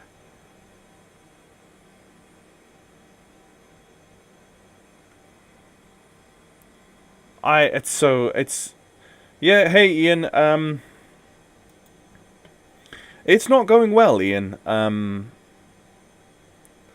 You may have heard about this add-on from other people as well, but it's not going well. It's so weird. It's like no other add-on I've ever come across in any flight simulator, where the dev has evidently shown that he has a brain, right, in modeling some things logically as a dev who's trying to add quality to his product, and then in other ways he's just completely genuinely it's like he's gone out of his way to try to scam anyone who's buying this. And what I find, actually, now we're in cruise, let's pull up the operations manual, and let me read you some really fun comic content. Okay, you ready? This is the introduction for this manual. Are you guys ready? Here goes.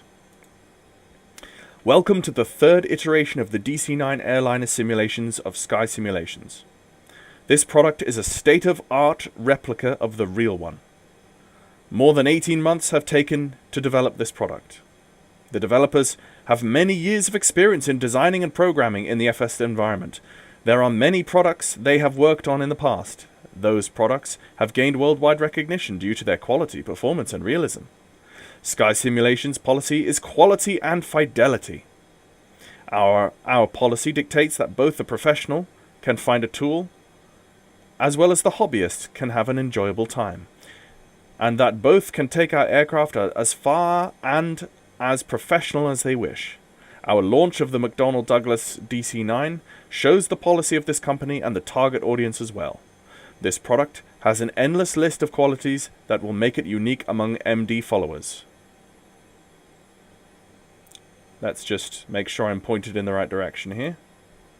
Right, we're passing the VOR, it's okay. This product, who will enjoy it while flying or just having fun with it. This simulation product has required several months of research, development, and testing, involving many people related to aeronautics, experts, or users of this aircraft, such as mechanics, pilots, and ground personnel, all of them belonging to airlines that still operate this aircraft. On behalf of Sky Simulations team, we would like to thank you for your purchase. We are sure you will enjoy this product due to the innovative technology and qualities implemented since the beginning of the project. It is a perfect replica of the external model with the greatest depth of realism while in the virtual cockpit. All this takes the user to another unprecedented level of realism. We suggest you take your time to immerse yourself in exploring and feeling the multitude of details, features, and functions in the instrument panel, the virtual cockpit, the aircraft itself, and the environment. Product support. Okay, here we go. We at Sky Simulations are committed to our customers. Endeavour 5379. Contact Boston Center 123.75. However, we have found over the years that many support issues can be solved or answered by reading this manual. This will avoid and prevent our valued customers from wasting time while trying to contact the support team. So, before anything else, please read this manual from beginning to its end. If you still have questions or need further assistance, we will be happy to help you, either through our support email or you can visit the FAQ section. The most common questions, doubts, or issues will be published in the frequently answered questions section of our website, which will be updated frequently. Our support email, etc.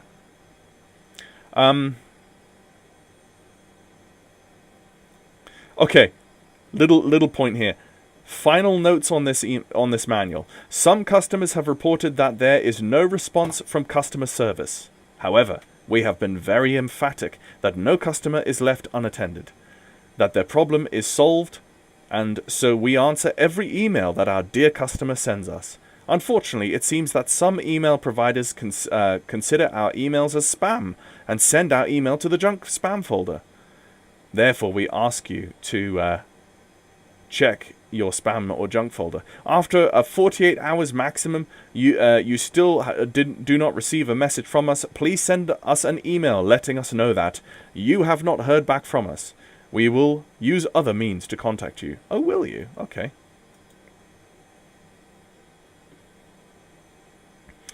Do you know what?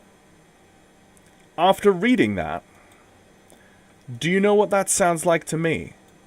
That genuinely sounds like that has been written by someone out of their back garden in the middle of China. Just like some random guy in China who's advertised that he writes advertising content, and the dev has employed this guy to write that, because A, there's typos, B, the language is slightly off. It's not quite native. I don't know. There's something slightly off about the language used there, but also just so much waffle about. I mean, how. Yeah, it sounds a bit ChatGPT-ish. Yeah. It's hard, but then ChatGPT doesn't make spelling mistakes. Does it? So let me go to my sent folder. I sent my email to this guy 1 day ago. So I've got another 24 hours before I apparently, need to send him another email saying that I've not received any word back from him. So the whole thing is just super sus. And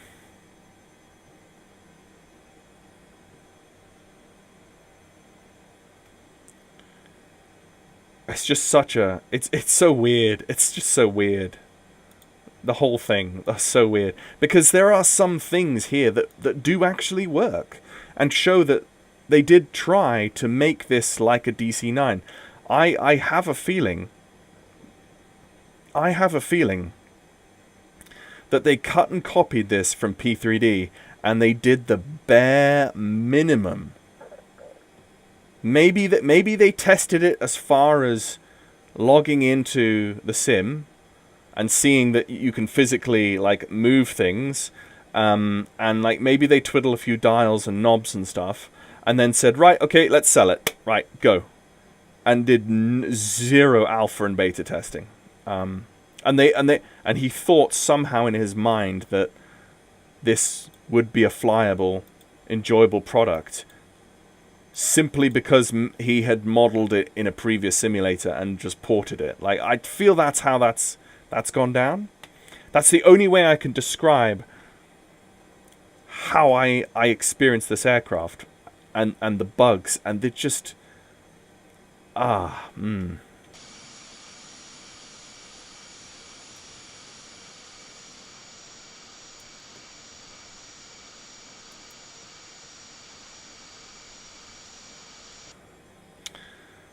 But we can see that we have avoided the engine out situation,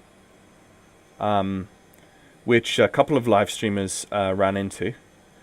And the way we've done that is we've simply just turned off the center fuel pumps when that center fuel tank is low, and the crossfeed valve there is not meant for, when that center tank runs out of fuel, the engines don't know. It's a very manual aircraft, I guess. The engines don't physically know not to stop sucking from that tank until you turn those center tank pumps off.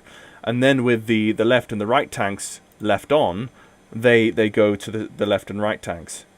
I'm guessing that's really the reason. Boston Center, Delta 1127. Good day. 15,000. But it's just bad. Okay, 1700. Boston Center. Good day. Climb and maintain flight level 360. 1700. Okay, we're on the radial for 1700. Flight level 360. Delta 1127.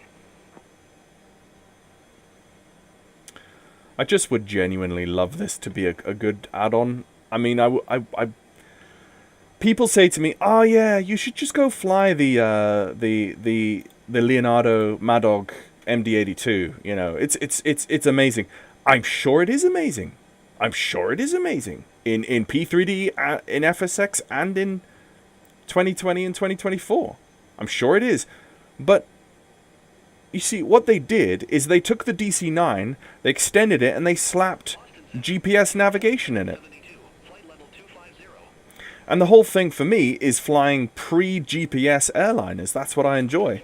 You know, these steam gauge cockpits with a SIVA INS or VOR to VOR. That's what I enjoy. Not as soon as you start slapping PFDs and NDs and FMCs and things into it, or GPSs, my interest wanes.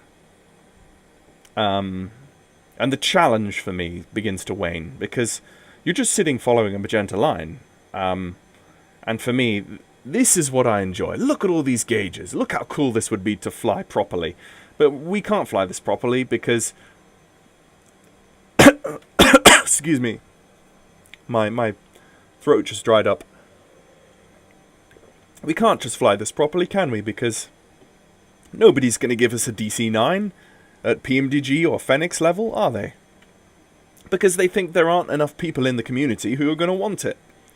And they're not going to make any money off it. I think they're wrong. I think a lot of people would. But there we go. I'm just porpoising in between 9,000 and 12,000 feet.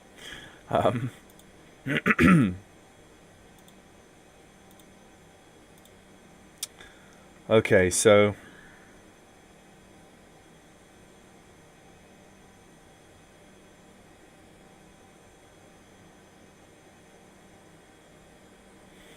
just having a look at checklists here. Not that that's going to help me at all, but...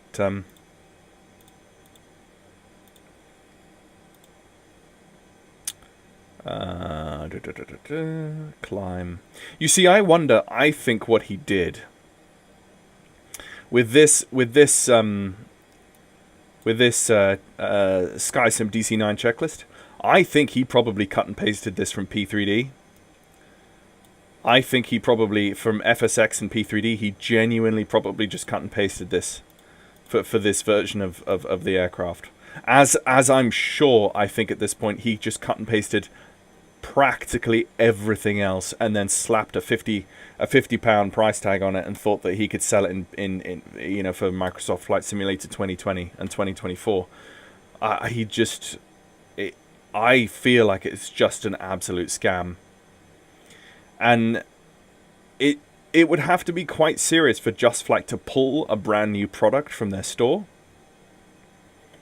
I would like to find out from Just Flight what they think about that and why they've done that, because I hope that it's not just been a scam and we've all just been scammed. I wonder if Aerosoft still sell it, because I got this from Aerosoft.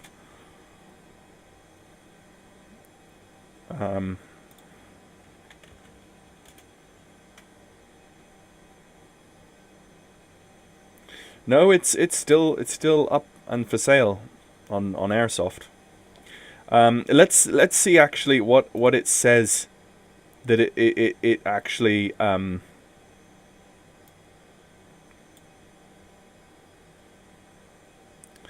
Major Flaw says, I wonder if the idea is to give out a product like this, get the bad advertisement, a lot of people are talking about it, then wait for the modding community to fix it like they did with the DC-3. Well, the thing is, Major Flaws, is that the DC-3 was an Airplane Heaven product, and the Airplane Heaven sold it to Microsoft that made it a default aircraft in the sim. And so the only reason that we were able to mod that properly, or Matic, who created the Duckworths mod for the DC-3, is because I think it was a default aircraft that he was able to tinker around with the files. I'm not sure how deeply people can just start randomly tinkering with aircraft files, but then it may become a success. Well, I mean, any mod to this is going to be better than what it is, isn't it? So this is what gets me. The APU is listed as one of the attributes of this add-on, and it says fully operational APU, realistic start and shutdown procedures. Right? So there it is. It's stated that it has realistic start and shutdown procedures. But what are those procedures? You haven't told us in the manual, because I've read it page for page. And there's nothing in the manual that says anything special about the realistic shutdown procedures of the APU. That's just not there. It's bogus. You know, some said ice protection, fire protection, fully operational system. Why are you saying this? You're padding out. You're genuinely padding out the attributes of your product by just listing things that you state are fully operational. I guess that's just the whole thing. But they're still selling it. But then it's Aerosoft. I have much less of an opinion on Aerosoft than... Why am I getting static?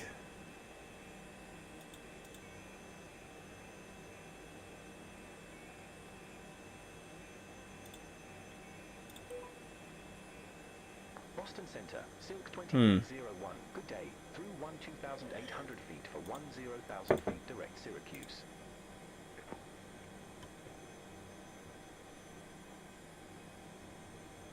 Silk 2301, Boston Center, good day. Do you know what? By the time we get there, the APU will probably have drank so much that we will run out of fuel before we even get there. So. Show you at 12,665 feet. Descend and maintain 10,000 feet. And unfortunately, Aerosoft isn't going to give me my money back. Aerosoft isn't going to allow me to get a...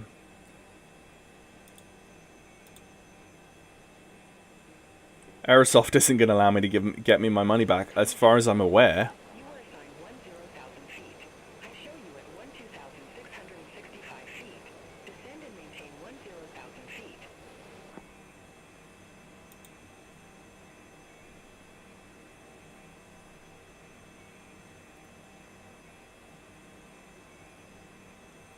See, I've turned the cabin climb all the way up. But that's not done anything. The cabin's still down at 0. And I don't really know why. I mean, it should be on. Maybe to turn that on to Venturi.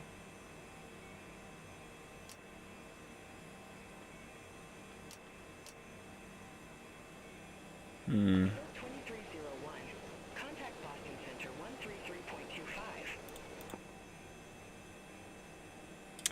133.25, Silk 2301. Did he understand that? He understood that as well. I mean, I made sure that I am impressed by Beyond ATC's LLM. I'm going to have to test this more with an aircraft that can actually hold altitude.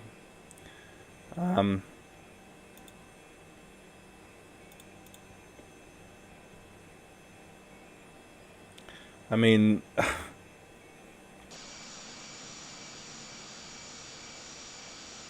it just needs what it needs. What this aircraft needs, if the developer doesn't do anything with it, I bet you what this needs is someone to literally pirate this. To take the 3D model and then take all of the code that's been done, scrap it, and completely rewrite every single line of code to work properly, and then to release that as a pirated version, right? I genuinely feel like that is what I would do. I would fly it. I mean, I'm at this point. If the dev doesn't do anything, and I have a really bad feeling he's not going to touch this.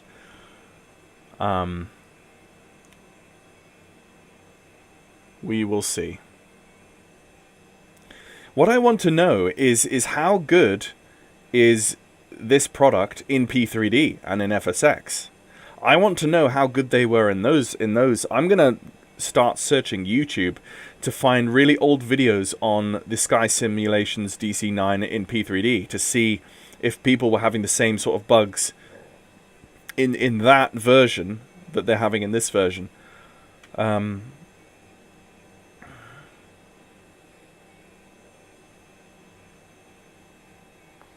Center. Eti houder 9 Hotel Heavy. Descending the 556. Flight vessel to station mail. 1,000 ago. Etihad 9 Tango Hotel Heavy. Boston Center. Oh, there's a little southwest. There's a 737 landing at Syracuse, which is just off of our 11 o'clock.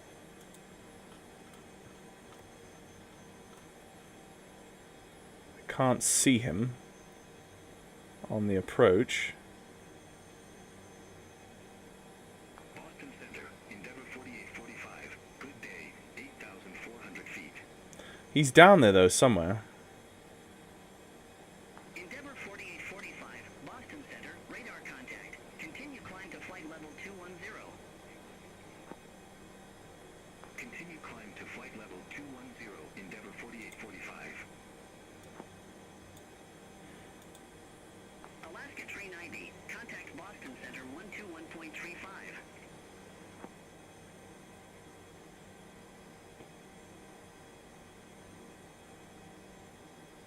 Contact Boston Center 121.35, Alaska 390. Can't see him, but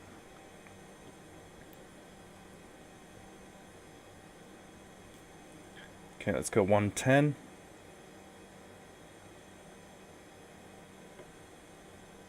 Flare 2100. Contact New York Center 3335. Have a good one. There's Lake Erie. No, that's not Lake Erie. That's Contact New York Center 3335. Lake Ontario. 2100. Have a good day.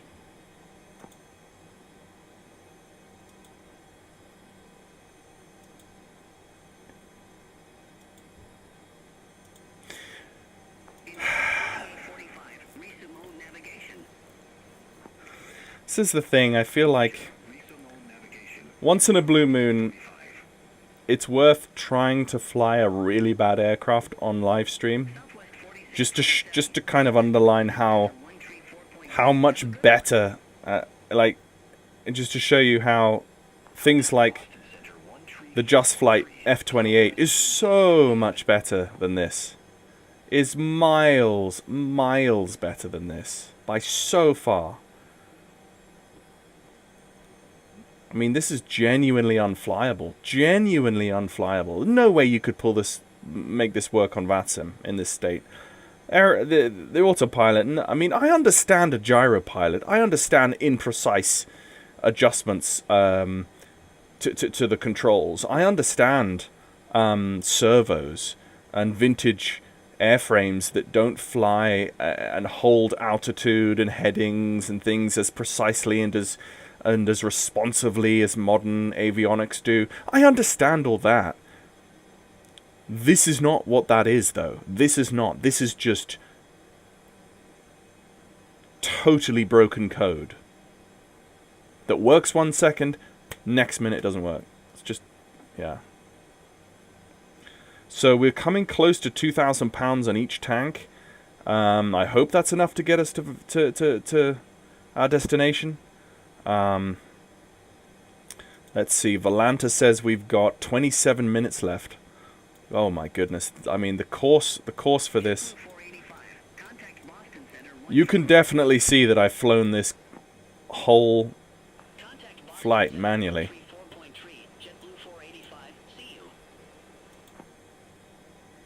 But Boston Center, Delta 1127, flight level 322. Delta 1127, Boston Center. I mean, I could reach out to Aerosoft to see if they would grant me a refund, but I have a bad feeling they won't.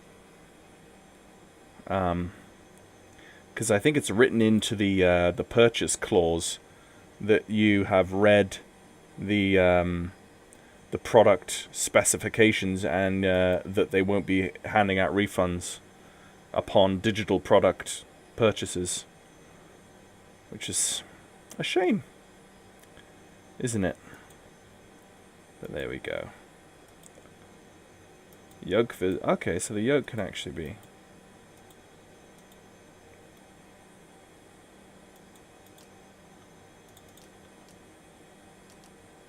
So you can actually turn on the oxygen. That just doesn't make any sense. Oh, IMC. That's not going to be a good idea.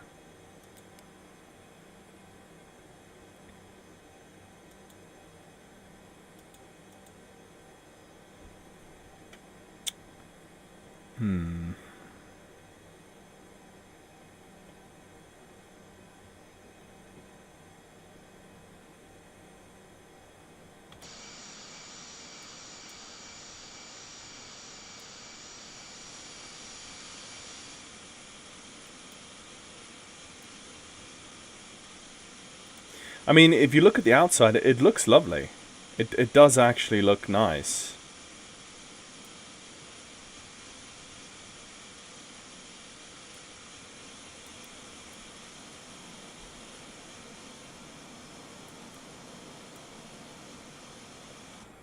I mean, I wonder, actually, I do genuinely wonder if some developers want to just get together and pirate this completely. Just take the 3D model, all the textures, and just rip all of the code out, and then just recode the whole thing. And they would do probably a far better job. And probably get that out faster than this guy manages to patch this to any kind of satisfactory position.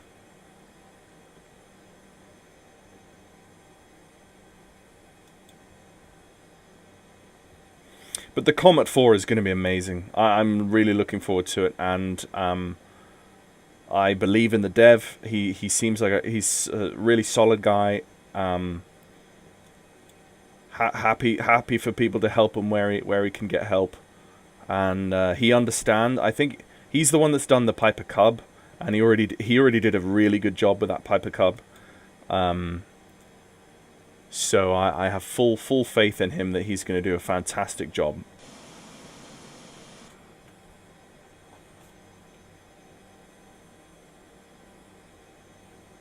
Boston Center, Brick Brickyard 5596. Descending via J Fund 2, flight level 301. Brickyard 5596, Boston Center.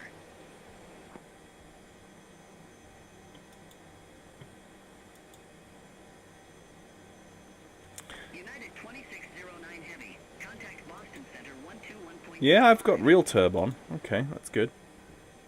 Contact Boston Center 121.35. United 2609 Heavy. Have a good one. Yeah, I'm off the radial, but flying really at this point, I'm just. I have a feeling we're going to be very low on fuel by the time we get down, if we get down, because I mean speed and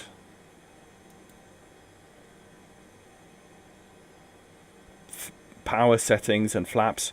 I did try in the shorter version of the DC-9 the other day to do a an approach.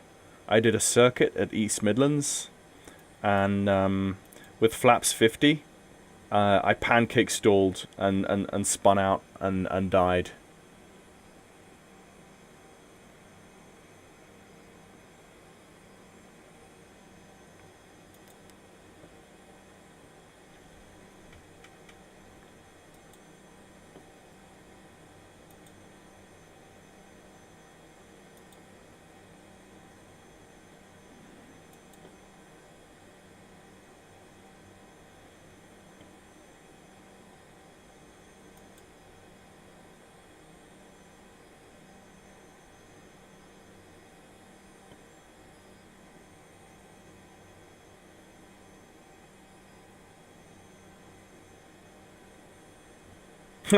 Oh yeah, the APU was still running, of course. Of course it was. I mean, it's the bug that refuses to die, right? I mean, look at that thing. Sniggering at me. Sucking up fuel in cruise. Yeah, guys, this is an totally unflyable aircraft. I don't know why I'm persisting.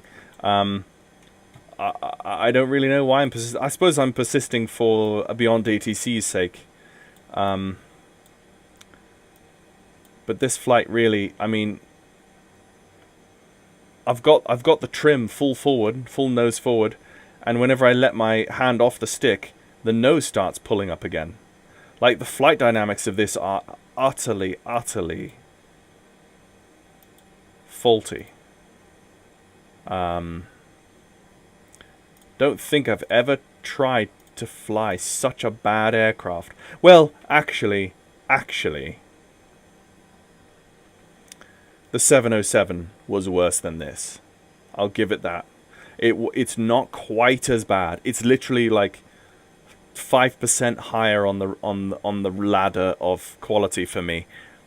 It wasn't quite as bad as the 707. The 707 just felt so broken, but at the same time the texturing was even worse than this. That's how bad it was. Which is worse, the DC-9 or the Red Wing 1049? So the Red Wing 1049, the stuttering I had in the cockpit of that thing was atrocious. I would take off with maybe 30 FPS, right? Or actually more like 20, 22, 25 FPS. So not good to begin with, but there was some sort of weird, almost like a memory leak, where by the end of the flight, I would be on 10 to 11 FPS. It was horrible, and I tried to get the devs to help. I tried to, give them some sort of bug feedbacks, and they didn't care. They've still not released updates for it. They've still not released an update to allow us to actually put fuel in the wing tanks. And the whole reason to have the L1011, the L1045, is the Super Connie, is for that Heathrow to London non-stop, is those wing tanks, is that extended fuel range. And you've got an add-on that doesn't have the wing tanks actually modeled. They're physically there in 3D, but they're not the system of the wing tanks and their extra fuel capacity is genuinely not even in the add-on. Which to me is just like, guys, what are you doing? What are you doing with your lives? Like, release a product, then release it. The 707, Ian, it's the aircraft we don't talk about, and we don't acknowledge its existence. That's how bad it was. It was the Airplane Heaven 707 that was released for Microsoft Flight Simulator 2020, just before 2024 released. The 707 released, and it was released as a local Legends aircraft. It was actually developed by Airplane Heaven and sold to Microsoft, and then Microsoft released it as one of these heritage aircraft that, you know, and absolutely shockingly crap. The nose wheel gear didn't animate to turn. When you turned in the thing as you were taxiing, the nose wheel gear stayed centered. The wing flex, there was no wing flex. The textures were bad. The engines were not the right shape and size. It was just really poor. And that was after Airplane Heaven delayed the release of it. No, sorry. Airplane Heaven had it ready for release in June, and then Microsoft delayed its release until like September, October-ish, maybe November. Because they felt it wasn't ready yet. And so the community felt like, oh, okay, at least it means that it might be in a better state. And no.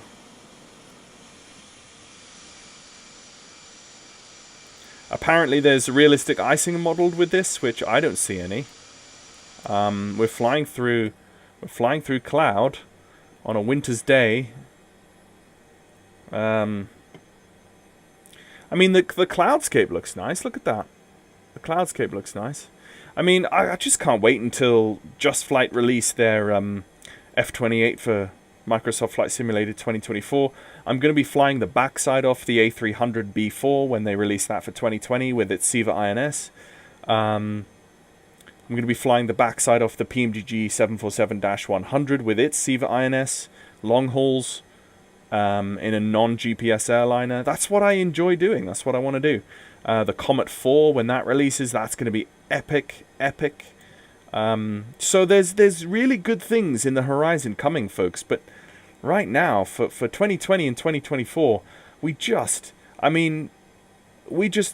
have to keep coming back to the PMDG DC-6, because objectively, that's still the best non-GPS, non-RNAV airliner, vintage airliner that's ever been released for 2020 or 2024. And that was one of the first add-ons that ever released for 2020 out of the gate.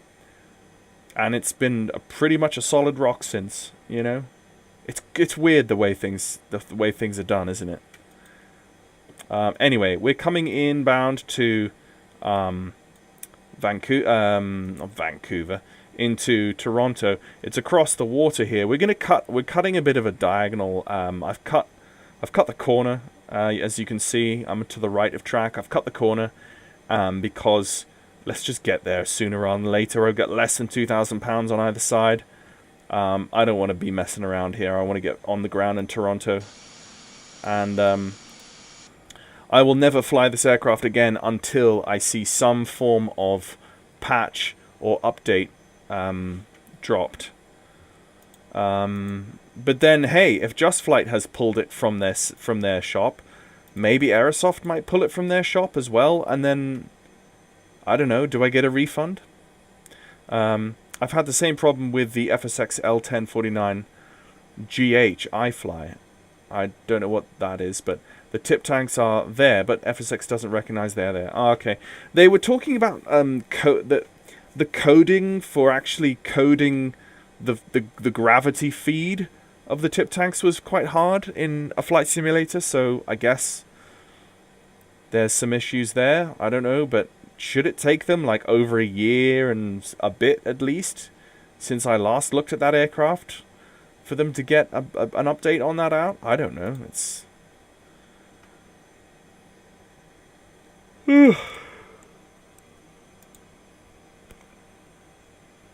yeah. It's just bad. The whole thing.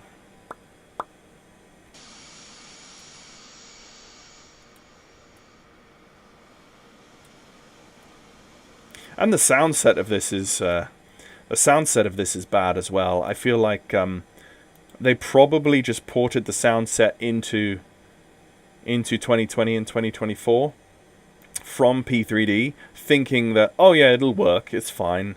And again, I genuinely, it's like nobody did any testing of this. It feels like a cash grab. It's like, oh, how can we just make a quick buck or two? I'll just take this, cut and paste, port it to Microsoft Flight Simulator 2020 and 2024, and throw it up. And it was like there was no lead up. There seemed to be no advertised lead up of like, so and so is developing this, and it should be released, in 6 months. It was like, boom, it's there. All of a sudden it was there, and we didn't hear anything about it, and then boom, it's there, and it's like, oh, okay, let's see what this is like. It genuinely just feels like a really dodgy cash grab. I'm going to pause track IR just because, yeah. I fly the G. The H is the cargo version from Cal Classics. Ah, I see. Okay. I mean, I guess halfway across the Atlantic you could adjust the fuel on board in the menu to add in, 900 extra gallons or whatever it is, to then pretend that that's, that you've got that fuel, that you had that fuel all along, but, See, Aerosoft in their shop, they don't have any ability to add feedback. I wonder how I can actually...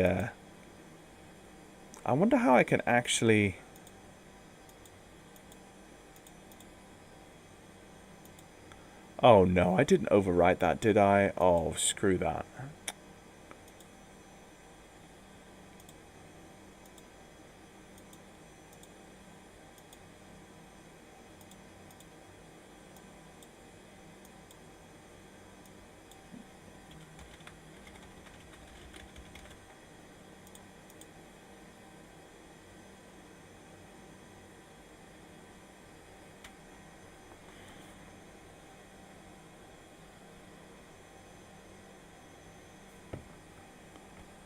I'll worry about that another day.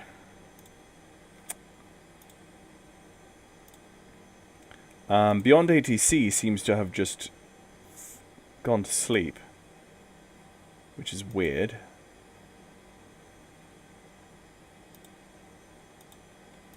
$13. Yeah, we're on frequency. Let's just... Boston Center, Silk 2301. We shouldn't be... Why are we on Boston Center? 700 for 10,000 feet.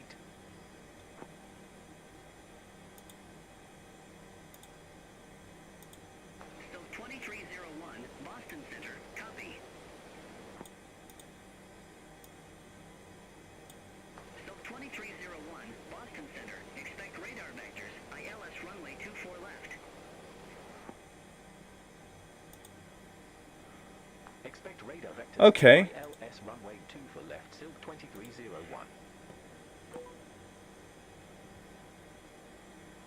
Silk 2301, turn right, heading 345.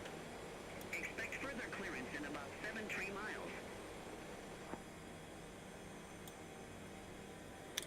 Turn right, heading 345. Expect further clearance in about 73 miles. Silk 2301.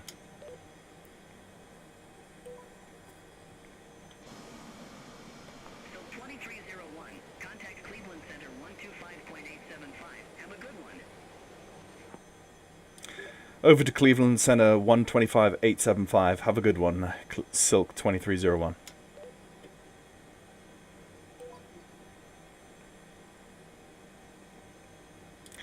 Cleveland Center, Silk 2301, with you, flight level 110.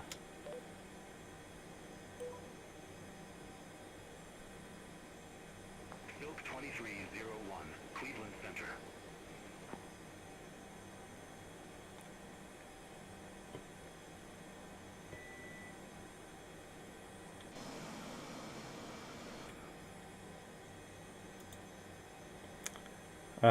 I've said it before.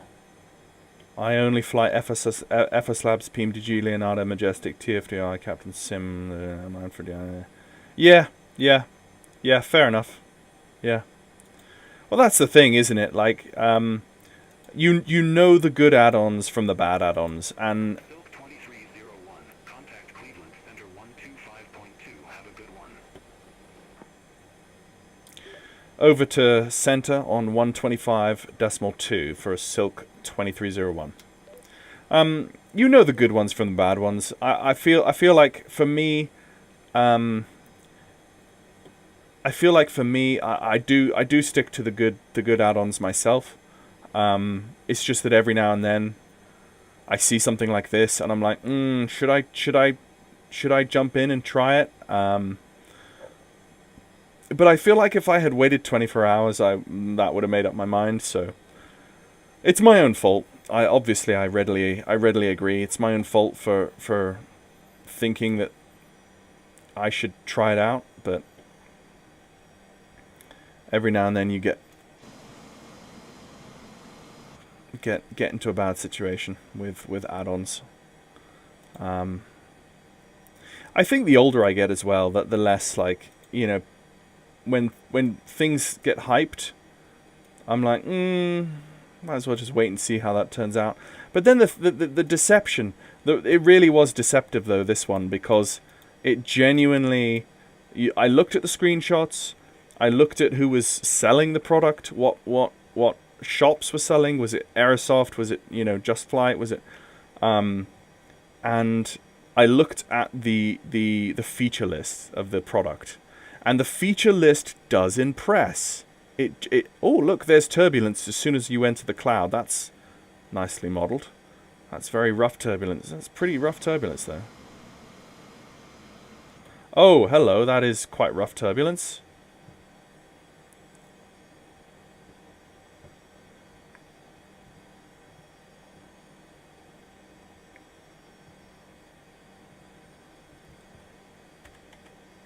Just re-sync the barometric pressure there. That's quite rough.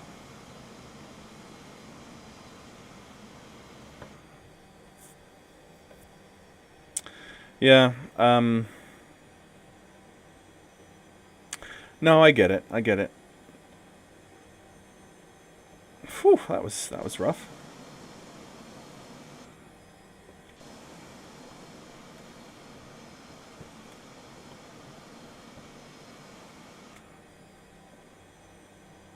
But at least now, by streaming this, you've done many others in the community grade service. Well, I mean, yes, many, not objectively many others, because not many people watch my streams. But I feel like there needs to be data points in any situation like this. There needs to be as many people as possible coming out on YouTube and other platforms talking about how bad this is, so that people really, I think that this dev in particular, whoever this person is, he really needs to be taken to task about this, because he's taken people's money, and he's published, he's advertised something that's supposed to be of the highest quality, and he's given us absolute crap. I genuinely think that's criminal. That's criminal. I mean, it's like back in the days of FSX Genius. No one, of course, back these days will know who FSX Genius was. I remember him, though, because he was scamming people out of thousands, pretending to sell people flight simulation PCs. He scammed a good friend of mine, Eric Lund. A pilot friend of mine, bought a simulation PC off of him, and it never arrived, and he went to jail for it. And finally, people got their money back. But it's like there are sharks out there, even in this environment, who do this. Great, Medini. Hey, new here. I can already guess what you think, but what do you think of this plane? So, it would have potential if a lot of the serious issues were immediately addressed and fixed, thoroughly fixed. If there was an actual team of logical-minded programmers behind this add-on, I have a bad feeling it's like it's one dude in a basement who thinks he knows what he's doing, and he's just scamming people. But he's actually just taking people's money. I think it could be so much better. It could be a lot of fun. I would love to have a classic Steam Gauge DC-9, you know, at PMDG level, or Just Flight level, or Aerosoft level. Hey, if this was as good as the Aerosoft CRJ, I would be swimming right now. It would actually be flyable. It is not flyable right now.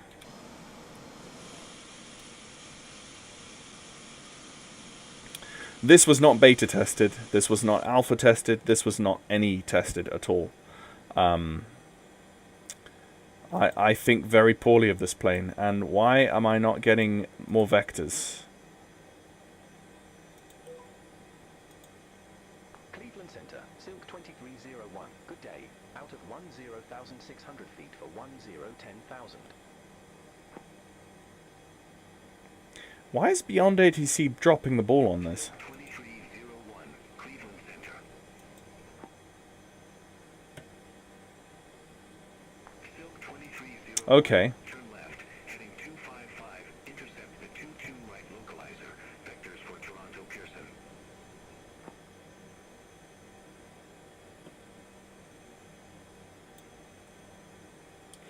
Turn left, heading 255. Intercept the localizer for runway 22 right at Toronto Pearson.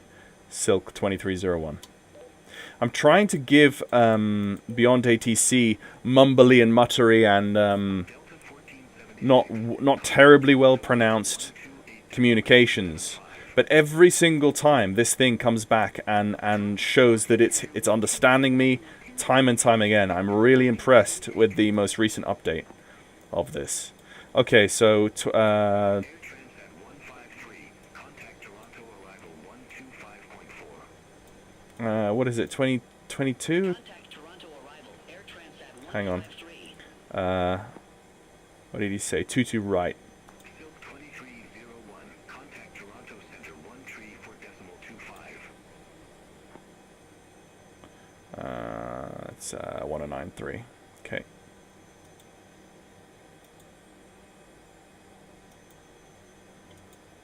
Contact Toronto Center 13 for decimal 25. Silk 2301.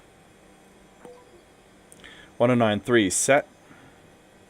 Dashport 2259. Contact Toronto Center 124.675. 1093. Contact Toronto Center 124.675.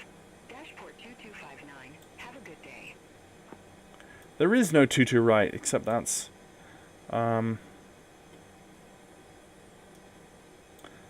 it's 1093 263.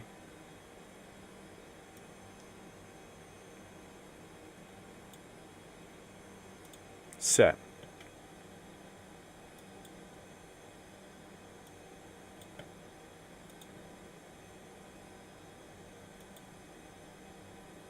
How's the flight been so far? Pretty bad, man. It's pretty bad. Also, I need to hang on. Brickyard 3605. Contact Toronto Center 124.675. Let's just active pause, and let's go to my Contact Toronto Center 124.675. Brickyard 3605. Have a good day.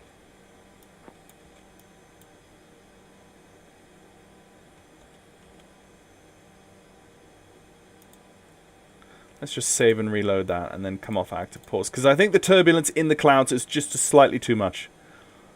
Or maybe it's not. I don't know. We'll just play around with that. Okay, he's not given me any descent.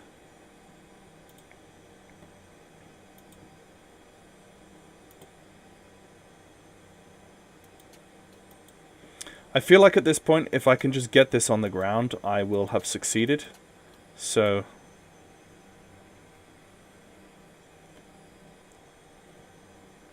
under 10,000 feet, we don't have that cabin pressure issue. So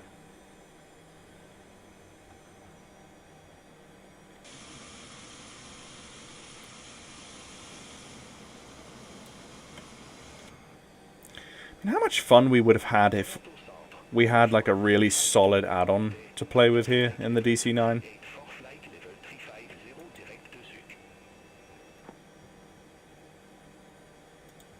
Rouge 1952, Toronto Center, identified.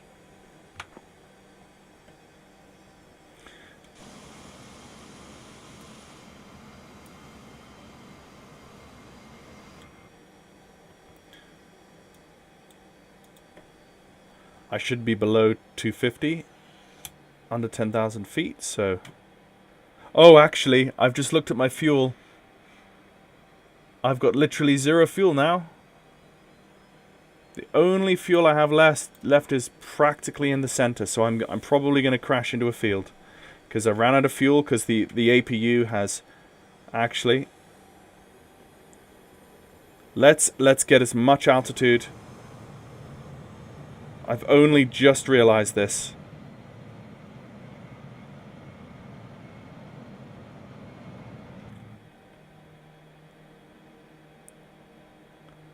Let's get as much altitude as possible because my engines are about to completely die.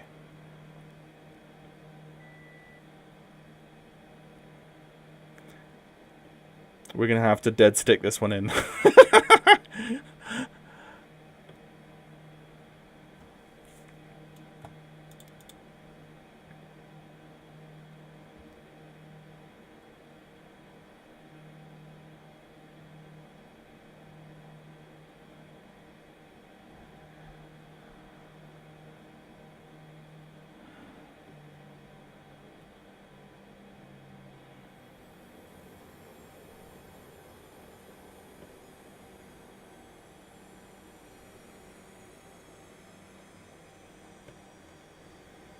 Right, you're gonna see something that I just...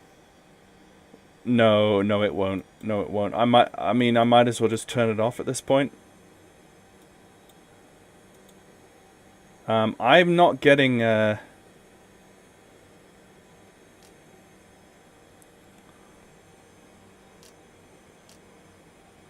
not getting any ILS. I'm not getting any glide slope, but I am getting localizer at this point. So let's start to... Toronto Center, Endeavour 4883, flight level 270. Now let's just coast on idle throttle here because I feel like... Endeavour 4880. Yeah, our fuel's just about to die. The fuel might die on final approach. Contact Toronto Center. So 24.675. Bye bye. I'm just gonna Contact Toronto Center 124.675. I'm gonna turn on auto respond on Beyond ATC and just ignore Beyond ATC for the moment.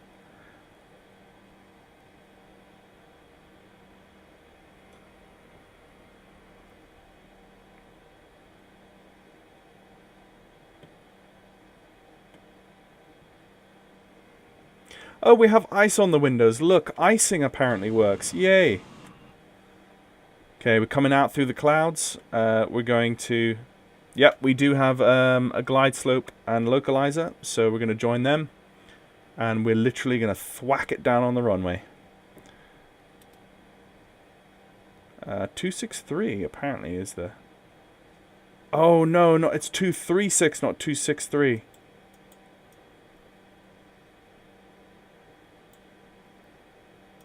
There it is. Okay, we're on the we're on the localizer.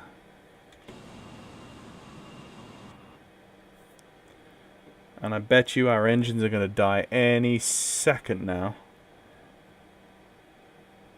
Okay, we're below the glide. So let's just start to... Below 250 now.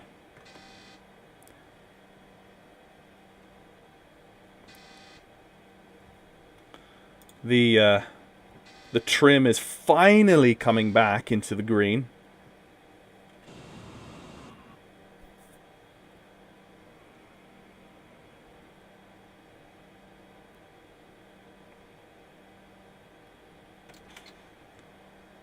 Let's bring... Toronto Center is 7969, descending via Elixir 1, flight level 187. Jam 7969, Toronto Center, radar contact. Let's not go too crazy here with the flaps, because I know what happened last time.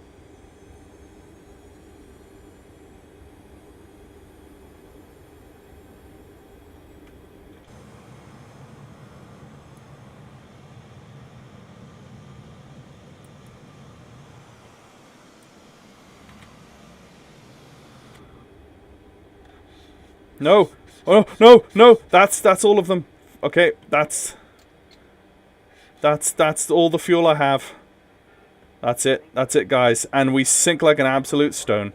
We're done. We're done. There you go.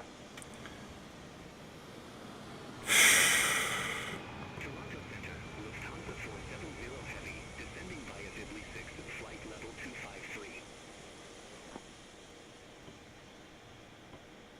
Lufthansa 470 Heavy, Toronto Center, radar contact. Let's try to just make it over to the airfield by... There you go.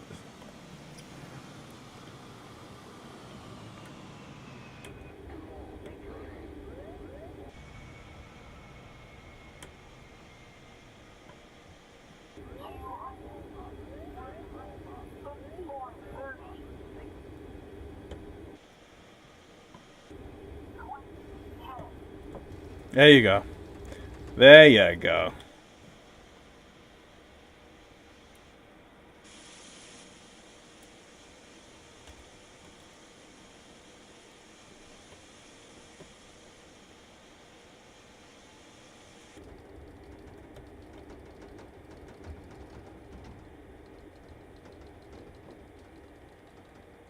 Why is not...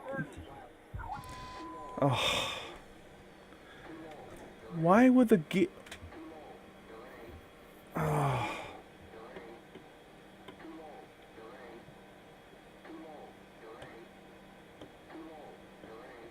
Okay, let's just try to spam some fuel into it so that we can at least... Oh, we're not allowed to add any more into it, even after it. Okay, fine. No, the APU's still on. Oh no, is the APU off? No, well...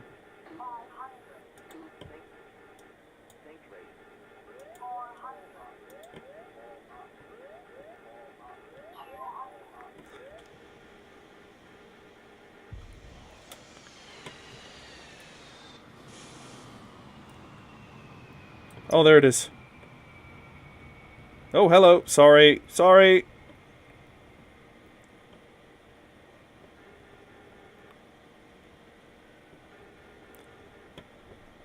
Oh dear. Oh dear. Oh dear. Okay.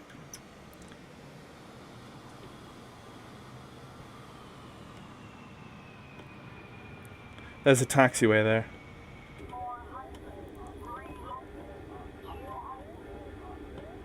Can we make it over that building? Oh. Oh dear. Oh, yes. Yes. Yes, right. Okay.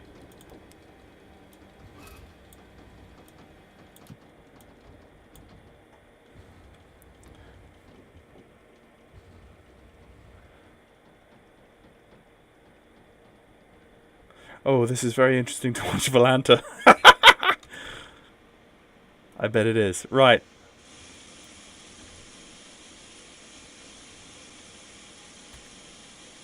Take a good look, people, because you ain't ever going to see this thing on my channel again until it's properly updated.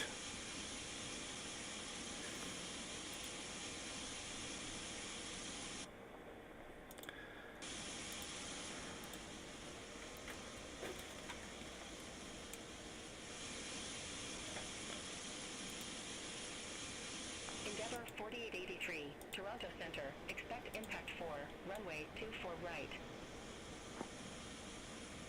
Expect impact 4, runway 24 right, Endeavour 4883. I'll tell you what, folks. I'm gonna finish this evening by saying, I thought that the FSS 727 could use some work. After experiencing this, I'm going to go back to the FSS 727, and I'm never going to complain about it ever again.